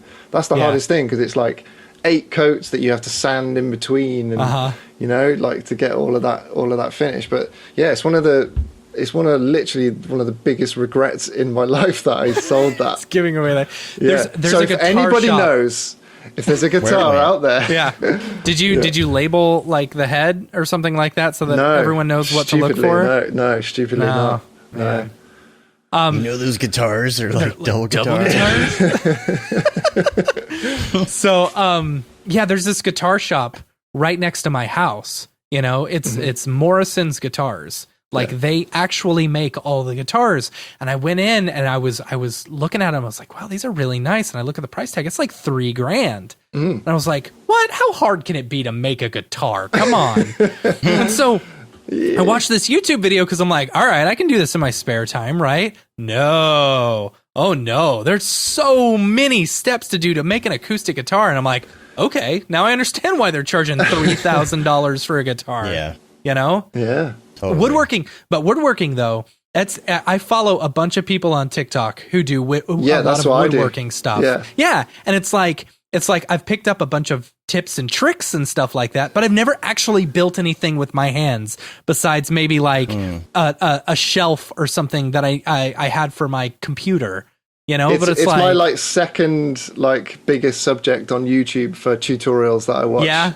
Like anything like woodwork out, like how they put the stuff together. Like I was watching the other day, like how to, because I made this like at the start of lockdown.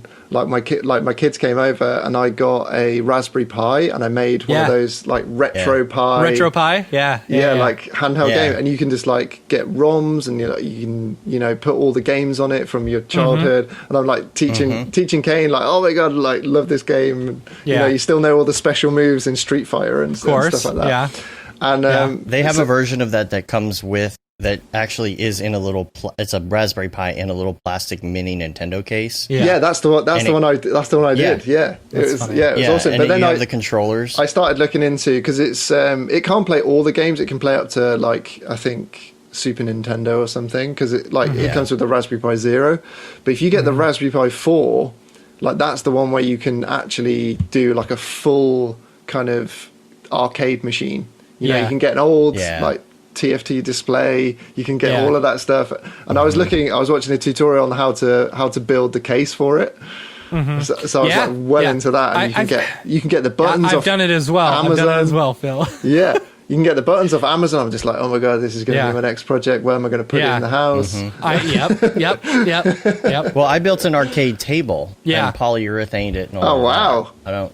know if I have a picture of it. This is years ago, but I did it was the original Raspberry. Yeah. And put the games on it and did a huge coffee table with a window in the middle where you put the monitor. And then I got the big giant joystick.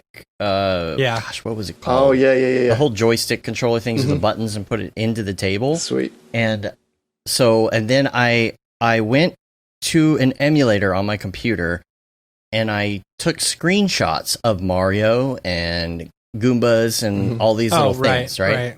Brought them into Illustrator, vectorized those little pixelated characters so they were nice and clean, brought them into Photoshop, saved them as JPEGs, printed them at Walgreens at the drugstore, 1 hour photo development. Yeah. Then I went back and I cut them out, and then I pasted them onto the table and I polyurethaned over them. So you can see the characters inside the table. Have y'all seen some of the woodworking stuff that Brodora has done? No. Like, that guy is insanely good. Insanely good. He's just good at everything. Where does he post it? He is good at everything. I don't know. It was either Facebook or Instagram or something. You know, David Brodeur. Am I friends with him on Facebook? I better be. But He's not on Facebook. I definitely feel like the woodwork thing though is like, I feel like with my like personal work, I've kind of gone through like you know, I'm not really motivated to do anything, and I just like I'm just gonna do something else, and then I'll come back to it. But now I feel like I've got that kind of, you know, the fire back to do my own work again, which is good. The cool thing is like right now. It not only does it takes your mind, but you're actually using some of the skills that you've done in 3D. Oh yeah, you know? for sure. Yeah. Like I want to build an outdoor grill, you know, or I've got a grill. I want to put it, and I've got all the hookups for my sink and for my, you know, gas and electricity and stuff. Yeah. And so I want to build it out, and I know how I want it to look. So I went into 3D and like got all the 2x4s and put them in place and basically modeled the entire thing. And what's cool about it is once you do that, you can estimate exactly how much it's going to cost you, you know, based off of the way you built it. And then you know that it's too expensive and you can't afford to do it. You know, it's like, okay, an outdoor grill is going to cost me $3,500. Well, I can't do that right now, you know, but it's cool that you can off your phone while you were doing that. Oh, that's true. It did. Yeah. That was like 3 hours of time that I wasn't on my phone. That's all right. I'll make it up at night, like even right before bed. On the iPad, like drawing on the iPad, doing things like that. Yeah. Just to kind of like get your mind, just do something different is great. And, but I'm in the same position right now where I just feel like I don't feel like I have anything creative to put out there, and I don't know why. I think it's because we're all stuck at home.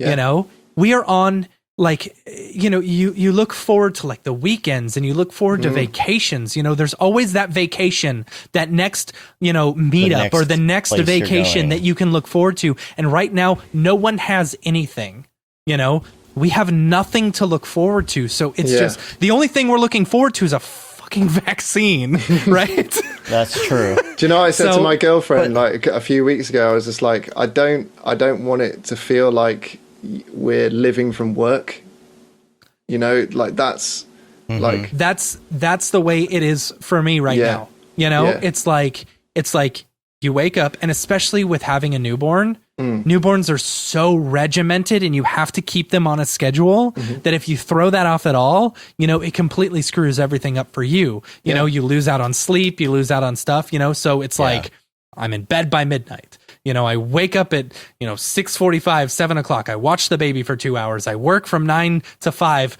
9 to 9:30, 10 to 10:15, 10, taking these breaks to help out occasionally, and then working until 5, getting dinner, getting the kids to bed, surfing on TikTok for 4 hours.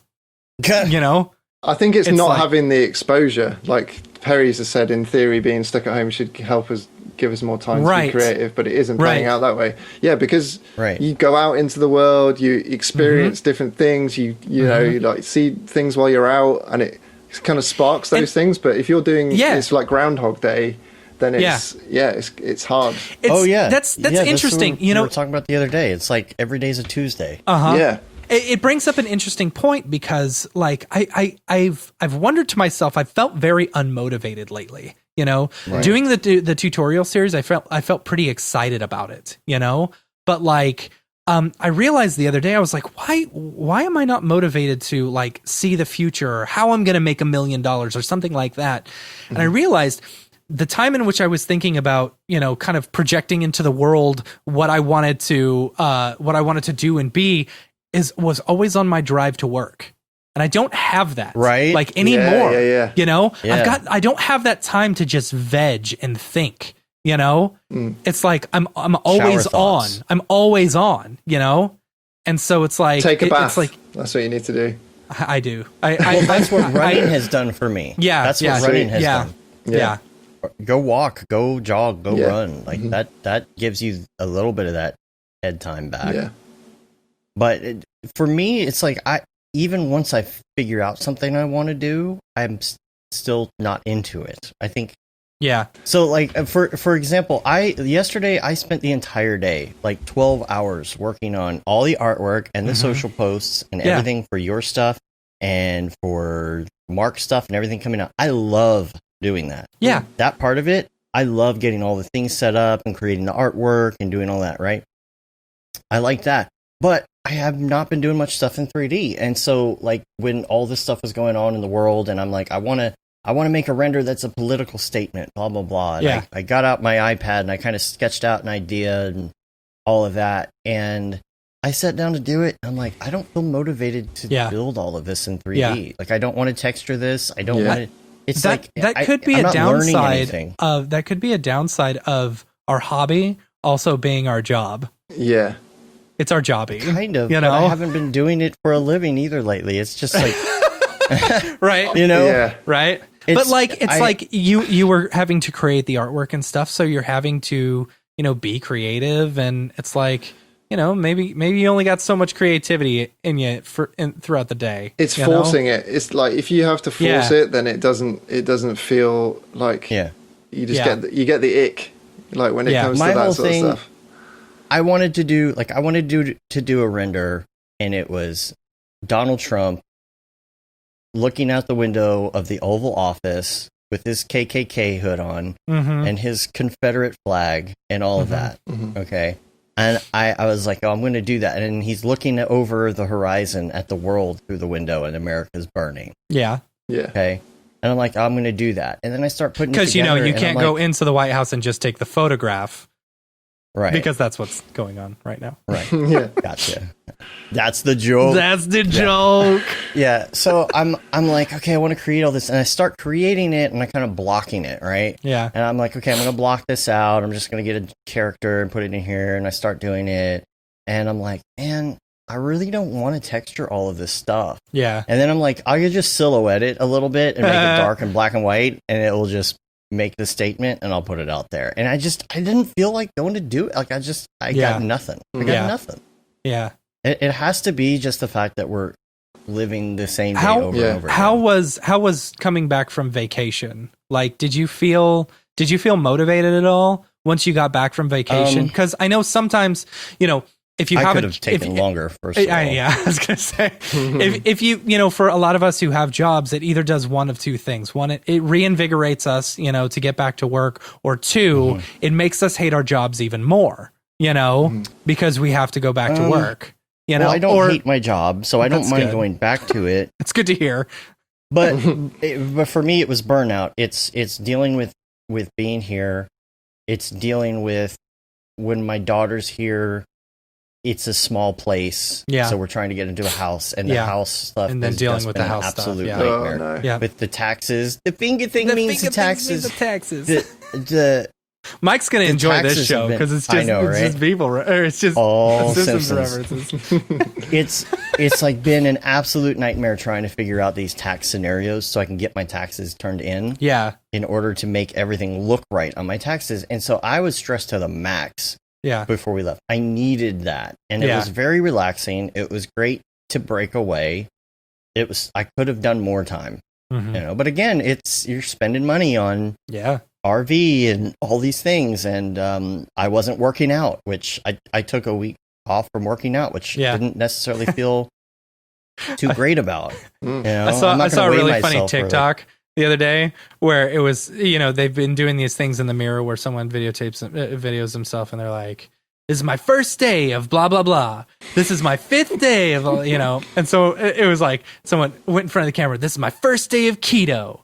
This is my 2nd day of keto. This is my first day again on keto. It's really funny. If you stick to it, it works really well. Yeah. I gotta say, I'm ready to go back to it. I had a couple days of eating Taco Bell and Chinese food, and I feel awful. I can't do it. I'll tell you what. I have felt really good since I got a pint of blood taken out of my system. As weird as that sounds, it was just a pint of cholesterol.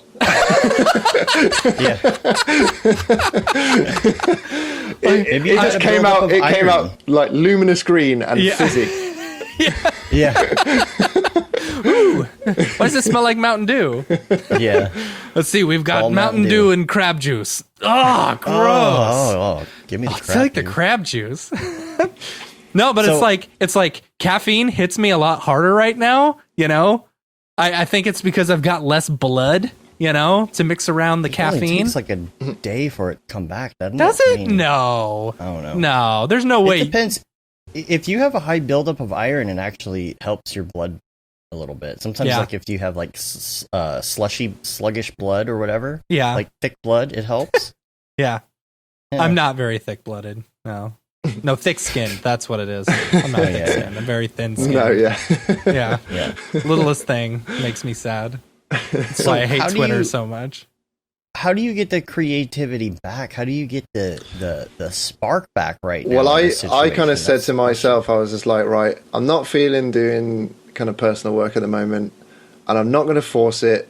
I'm just gonna I'm gonna wait until like I get an idea that I'm kind of like, I really want to do that, And I got one of those like maybe I'd say about a week and a half ago, where I was just like, you know what, I'm just going to sit down and I'm going to start it. I'm going to start doing it, and I'm still doing it, and I feel like it'll be like a nice little kind of series to do.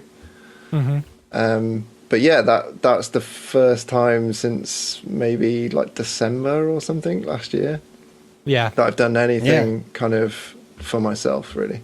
Yeah, I mean, I have been super busy at work, and that kind of is a factor. And that helps. I've kind of moved places, and there's like a lot of other stuff as well. But it's been a while, definitely. Yeah, I have. Are you? I've been posting some stuff on my Instagram lately, and like I really enjoy, even if it's just renders that I do or something. Yeah, I like being able to post them. It feels good. Feels good, yo. Feels good, bro. And I'm super proud of the stuff I'm doing at work as well. Like some of the stuff is like I can't actually show it because it's like under like NDA still, but or it's like for the medical industry and they can't, like it won't be for another year or something. But it like kind of coming back to it, like I feel like where before I was pigeonholed into doing the automotive stuff, now it's like very much diverse because I'm not like physically doing the work. I can take on a few more jobs at a time and kind of get my head stuck into like different things every day, and you've got that variety, and like I've got really good people who are doing the jobs, and I get to pick the teams, I get to pick who's the producer, and I get to work with amazing people like every day, which is fantastic. Yeah. Are you actually going into your office? No. So we're like, there's no kind of foreseeable version of that yet. Jeez. The company I'm working for is doing really well, but they're owned by a bigger company which aren't doing very well because most of their work is kind of in repro and versioning of like existing stuff, and because nothing really new on that side is being done. So for instance, like the food industry, they're not doing any new products, they're just upping, you know, production of existing products, and they don't have to advertise it, it's flying off the shelves anyway. So like all of the marketing budgets for like new products and new kind of advertising campaigns, like that's all been kind of shelved until like everything's kind of back to normal, and they can do out of home stuff, and they can do, you know, displays, and all of that kind of work is what the bigger company was doing. So why spend a bunch of money advertising on billboards when exactly no one's seeing any of the billboards, you know? Whereas we're kind of doing more like medical like side of things, like that's kind of like where we've kind of like taken where like automotive may have been like a third of the business, and then medical another third of the business, and then everything else makes up the rest. We've kind of moved to like medical taking up like maybe like 60% of the business. Wow. Just kind of moved into that realm. And is a lot of the medical stuff that you're doing, are they now? Because I've noticed this. We have one medical company that we work for, that we do work for, and as soon as all this COVID-19 stuff came out, like they were trying to figure out how they were going to make money off of it, you know? Yeah, exactly. Which is kind of crappy. Like, you know, we haven't had that. We haven't had that. It's like it's existing. You know, like it'll be like a rash cream or like something like that, or like some kind of like blood drug, or you know, like leukemia or something. So it's nothing to do with COVID. But they've been through, you know, like when you get like a product and it's been through like 12 years of medical trials, and it's getting to they have the budgets to kind of advertise when they get to that point. And like we always get medical jobs, and it was just a case of just offering them solutions to problems, like where we can't shoot, so we're just going to can it. Whereas like we were saying, well, no, let's like look at what we can do, like look at these CG characters that we've done for another client, and you know, just kind of sell it in that way, and you can upsell to people that way, and kind of change the business slightly, and it's just kind of moving with the times and just being relevant. I feel like I don't have that spark, and even when I'm sitting around, I feel like I should have that spark. It's like it's the guilt of not being creative enough, you know? It's like I also feel the guilt of like, okay, for one, I mean, we mentioned this, we're doing okay. As far as the company goes, we're doing work. So right now, I'm not worried about money. I'm not worried about the paycheck. It's like the first time ever that we've never just been like, we got to find the next, you know, job and stuff like that. You know, it's opposite of what it usually is. It's really funny. But I feel grateful for that. Yeah, we're incredibly thankful for that. Yeah, exactly. But it's not. It's like, okay, well, I don't have to worry about that.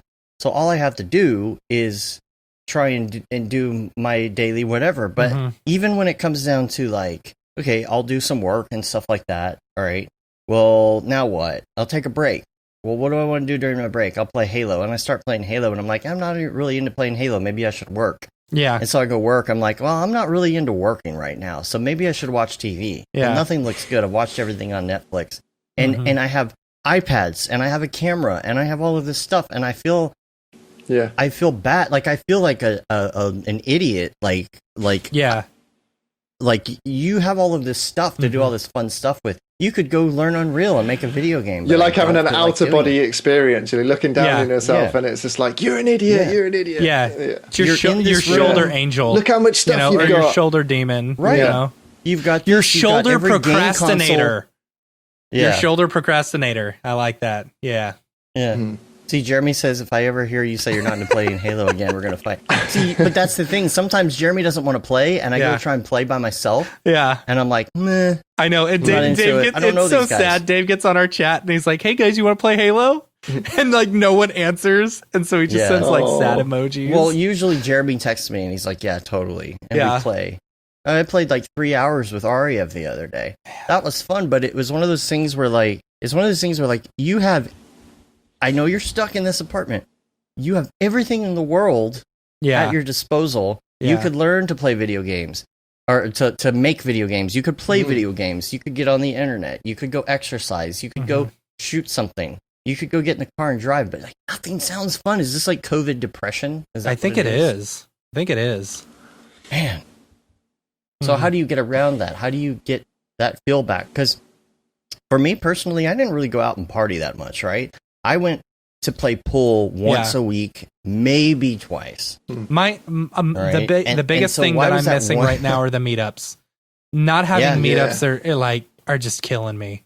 You know, it was the fact that you and I would leave town, and it's like leading up to leaving town, I would always in my head, like you were talking about how you're looking forward to going out of town. Yeah. For me, it's not that I didn't enjoy it. Once I got there, it was fun, but it was leading up to it. I was so stressed out about the fact that, you only have 2 weeks to do all these things you have to do, and then you've got a week where you're not going to be here. Yeah. And so that broke up the monotony. So when you're gone, you're like, oh my gosh, this is really fun, but I have some things I need to get back to. And you get back and you're ready to roll. You know, it's almost like you have to take a week off more often. Maybe take a vacation or go camping more often or something in order to break up the thing. Because in my head, I'm like, I've got the rest of the year to sit here every day. I'm not worried about the deadlines. Right. And I don't have to go anywhere. And that's what I wanted. And now that I have it, I'm bored. I don't want it. I don't want it anymore. Yeah. It's funny. Yeah, I definitely miss the meetups. Yeah, the meetups are hard. Yeah, it sucks, man. We're gonna party like crazy once this whole thing's over. And the place that we have our meetups, it sounds like it may be going out of business. So really? Have to find another place. Yeah, a bunch of them shut down. We should just buy a bar. Let's buy a bar, or we could buy a studio. Let's buy a studio, and then we can just have our meetups there. Matt, build it, and they will come. It's true. Mm-hmm. Yeah. I have been, TikTok has been advertising. So it pushes, what's interesting is it looks at the things that you like or the things that you finish watching.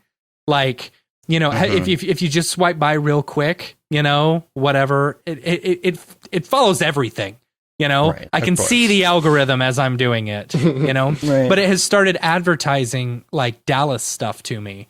And it's crazy saying that like how much like neat stuff there is to do in Dallas that I had no idea, or even in Texas.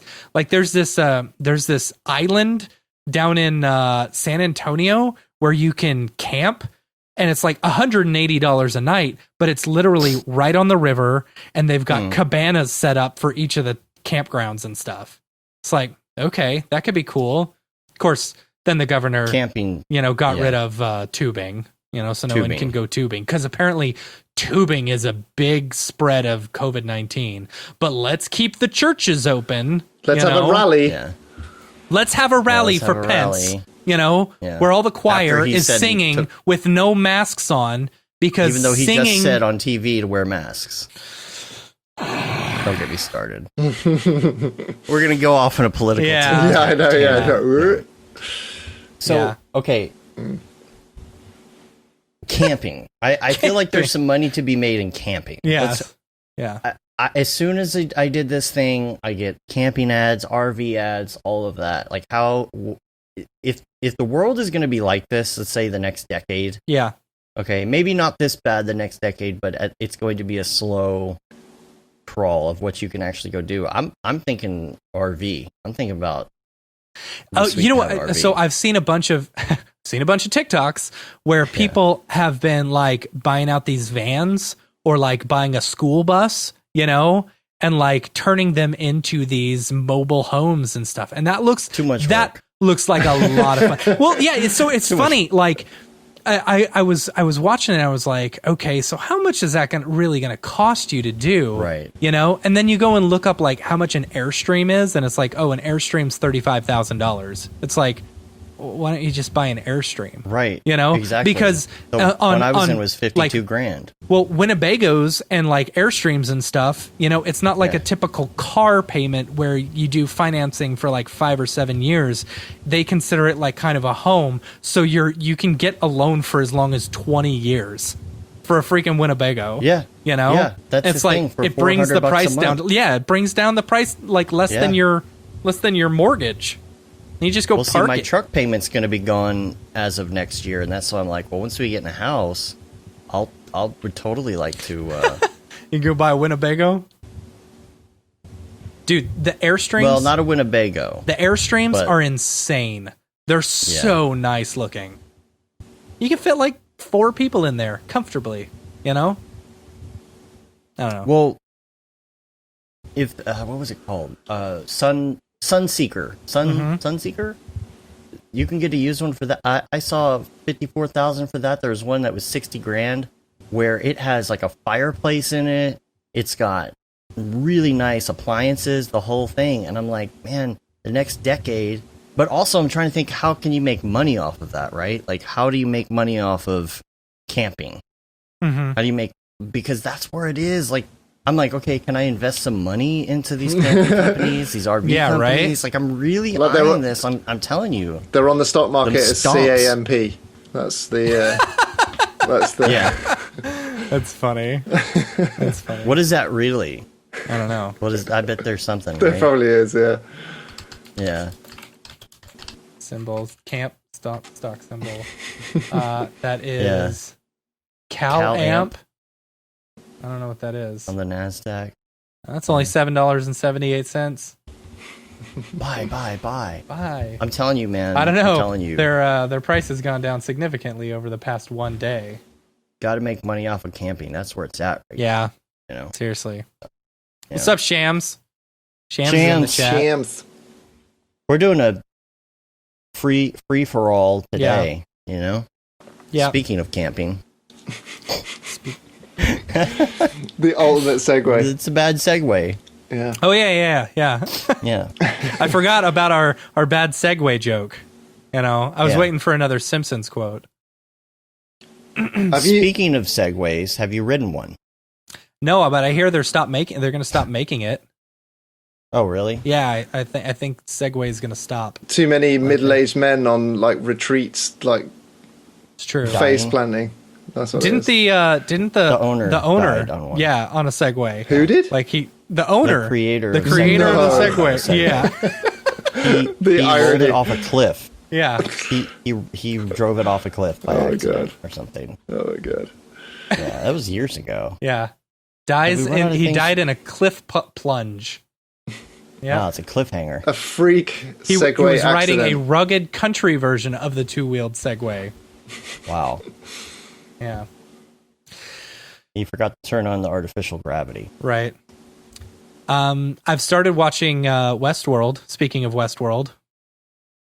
Oh, season 3? Season 3, yeah. I'm on. Yeah. I just finished episode 2, and I spoilers. Anyone who doesn't want to hear, I really like that they're. I really like what they've done with Maeve. In that second episode. Isn't I felt like I was watching that good. Rick and Morty episode though. Where people music. I like it. I need to watch like season 2 again. I've totally forgotten what's happened. It's been too long. They went between all those different worlds and stuff, but I just love what they're doing with this season.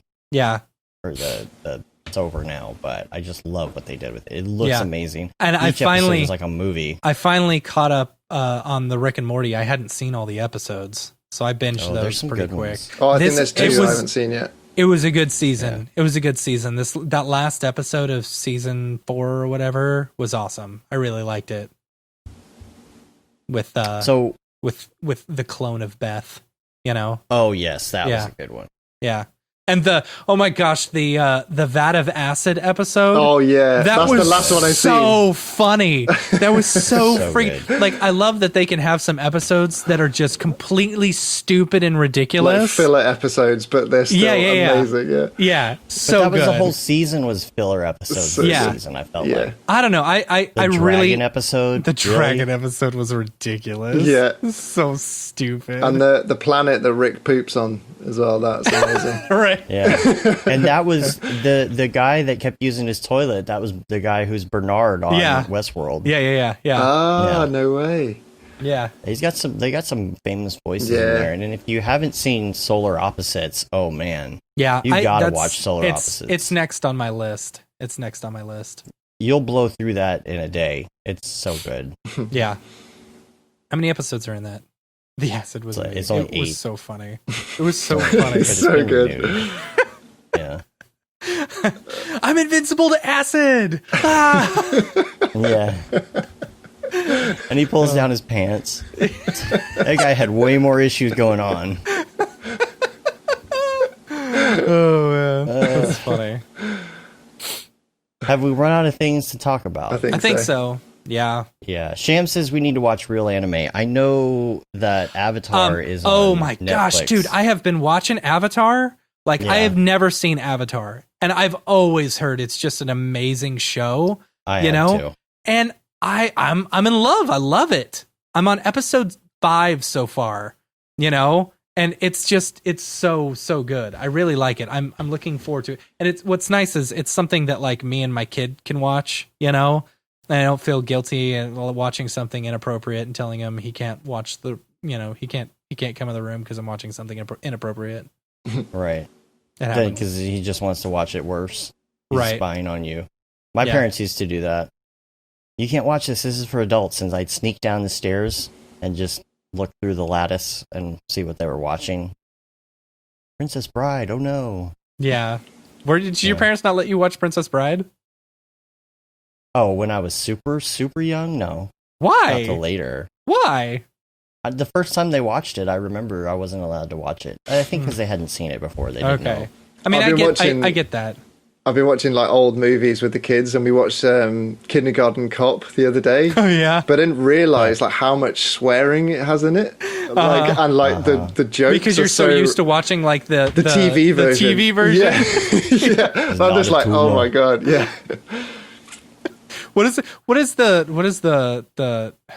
that what's his name says on Snakes on a Plane when it's the edited version? And- Oh, I'm tired of all these blank snakes on this blank plane. Yeah. What does he say? Yeah. Oh no! I'm thinking of the Big Lebowski when he says, Oh, when you French a something in the Alps instead of oh yes. This is what happens when you French a something. stranger in Yeah, in French the a stranger Alps. in the Alps instead. Yeah, I tried to watch that on regular cable. It's so funny. Yeah, shut the front door. Yeah, shut the Oh front man, door. Todd says, "Is it time for Flushing Meadows?" It's time for Flushing Meadows for me.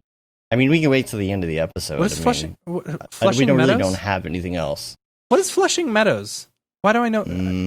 Flushing Meadows. Which episode is that? Homer. Which episode Homer, is that? All the toilets. Oh, that's way back, man. That's Is it? between season 4 and 7? I Hmm. would say somewhere in there between 4 and 7.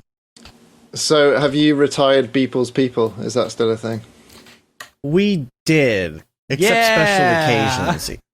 Except special occasions. Matt's like, yeah. People didn't- I loved it, and people That's- just weren't into it. Yeah. Yeah, I mean, Okay.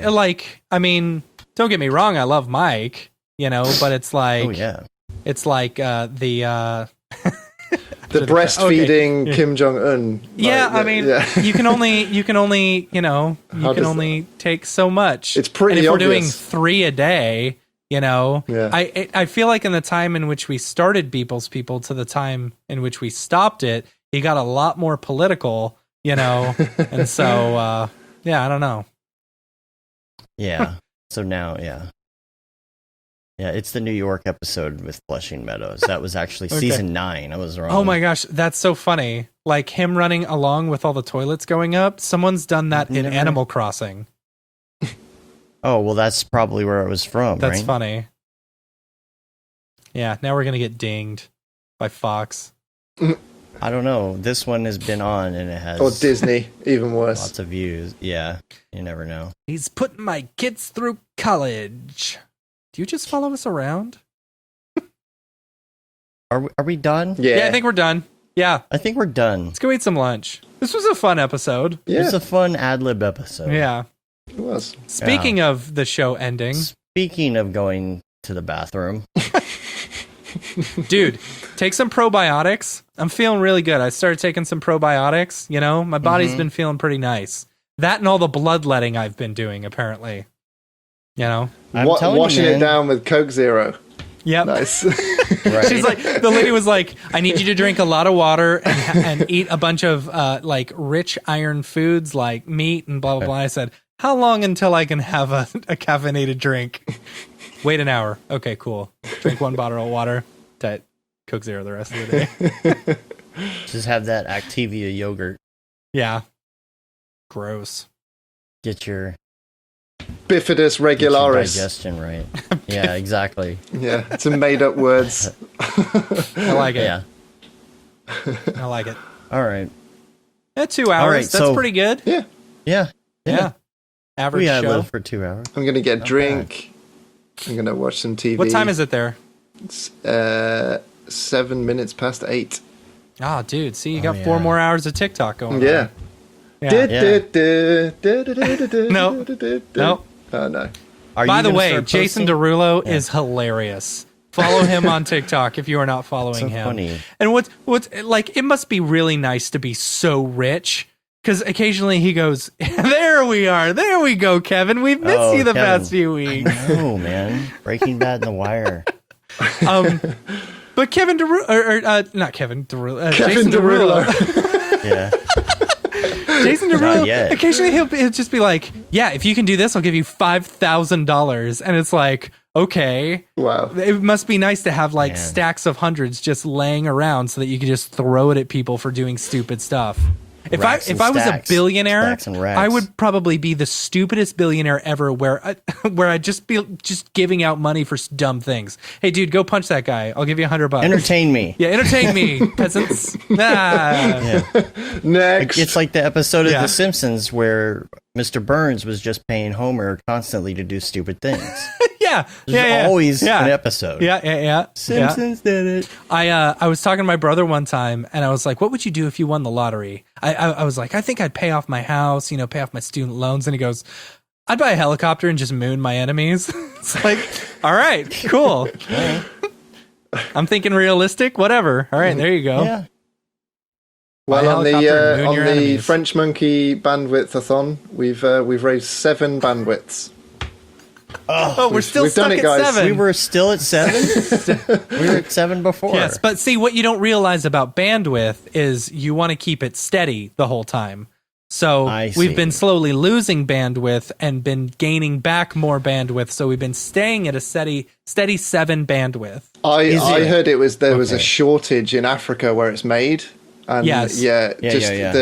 the millimeter. Where they make the 5G? Yeah. Where they yeah, make yeah. the yeah.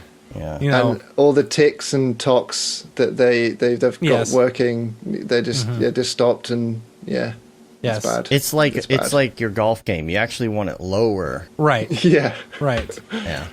That's actually the copy that I put because it's that golf thing on Mark's thing. I said take a few strokes off your Houdini game with this tutorial. That's funny. I like that. Yeah. I like that. That's good. Oh, it probably just came out then, didn't it? Yeah. You work on your short game, Jerry. I'm kind of a about your short stickler, game? Jerry. What about your short game? Ooh. Ooh. I'm a kind of a stickler, me seeks. Well, All right, let's get out where of can here. everybody find you, Phil, if they want to find you online? I'm pretty much at Raid Zero, RAIDZER0. I'm pretty much all the On all socials. the things. All the things. Yeah. All right. Cool.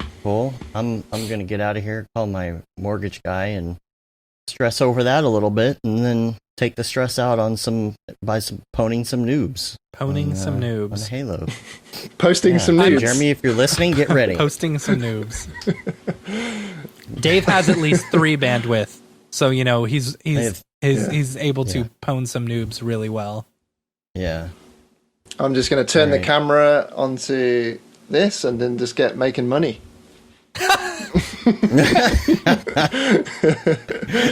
Speaking of, I'm starting a secondary channel that I'm going to be doing gaming.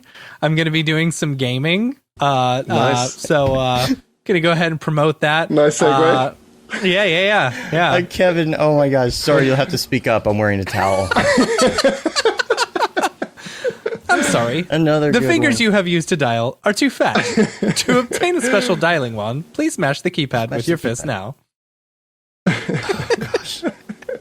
We just need a YouTube channel, just Simpsons quotes. Right. I need to set up my stream deck to have some good Simpsons quotes on here that I can just play throughout the show, Yeah, some woohoos and things. That'll be for your gaming channel. Yeah. Where's the any key? Where's the any key? Any key? Where's the any key? Hey, what happened to my tab? I'll just order a tab.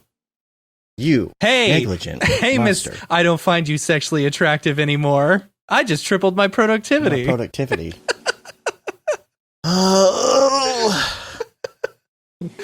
Why are we still on the air? I don't know. All right. We're gonna get out of here. Yeah. What's the Nick Riviera joke when he's talking about like put it on a piece of paper, rubbing it on a piece of paper? Oh, yeah. If it turns clear, it's your window to weight game. That's what it is. Yeah. All right, go ahead. Sorry, do it. You can rate us on iTunes, leave a review. You can also subscribe on your podcatcher of choice. It helps get our ratings up. Leave some reviews. It's been a long time. We haven't done that. We need to do a contest. Yep. Can we do shirts again? Is it time for that? Can we do that on Amazon? Limited edition contest? Is Amazon doing shirts I'll now? Have to check. Some of them are working, some of them aren't. But you can say you've been there, done that, got the T-shirt with the Mograph logo T. And then there's the Paul Babfield the Bab 2020 shirt. All the profits from that go to Doctors Without Borders. The Render Things T-shirt, hoodie, and long sleeve tee. Make sure you check that out. I think you might be able to buy those now. Mm-hmm. And the That Render is Fire shirt, which you're only allowed to wear, ironically. Oh, and I forgot to mention the newsletter. Make sure that you check out the newsletter. As soon as I figure out who's going to be on the show in the next couple of weeks, I'll send out the newsletter. Can you still get Raid Zero t-shirts? Is that still a thing? Maybe. It's still in the account. I just don't know. Yeah. I've been getting these. I'm wearing my Node Commander shirt today. Oh, yeah? Yeah. I'm wearing my your Bucky's one. Bucky's Beaver. God. Phil, when you come to Texas, we need to take you to Bucky's. Yeah. So. Oh man, we took EJ to Bucky's. Yeah. It's good stuff. Be creative. Instead of making sandwiches with bread, use Pop-Tarts. Dad, eat around the banana. It's just empty calories. Empty calories. Oh. I'm sure everybody's really enjoying this. I'm Dick Tracy. Take that, prune face. Now I'm Prune Tracy. Take that. We've tried nothing and we're all out of ideas. I hope I didn't brain my damage. All right. We're on Facebook, Twitter, Instagram, YouTube, Mograph.com. Make sure you check out the site and go subscribe on all the things. And make sure you check out the new tutorial from Matt. And make sure you check out the tutorial from Mark on Houdini 18 coming up on rigid body destruction. Pew, pew, pew, pew, pew, pew. That's about it. Right. We're going to get out of here. Until next time, I'm Dave. And I'm Matt. I'm Phil. Have a good one. Later, yo. Bye. Bye. My eyes, they're burning. The goggles do nothing. They do nothing. Up and at them. Say it right. Chowder. Chowder. Chowder. I'm going to enjoy this.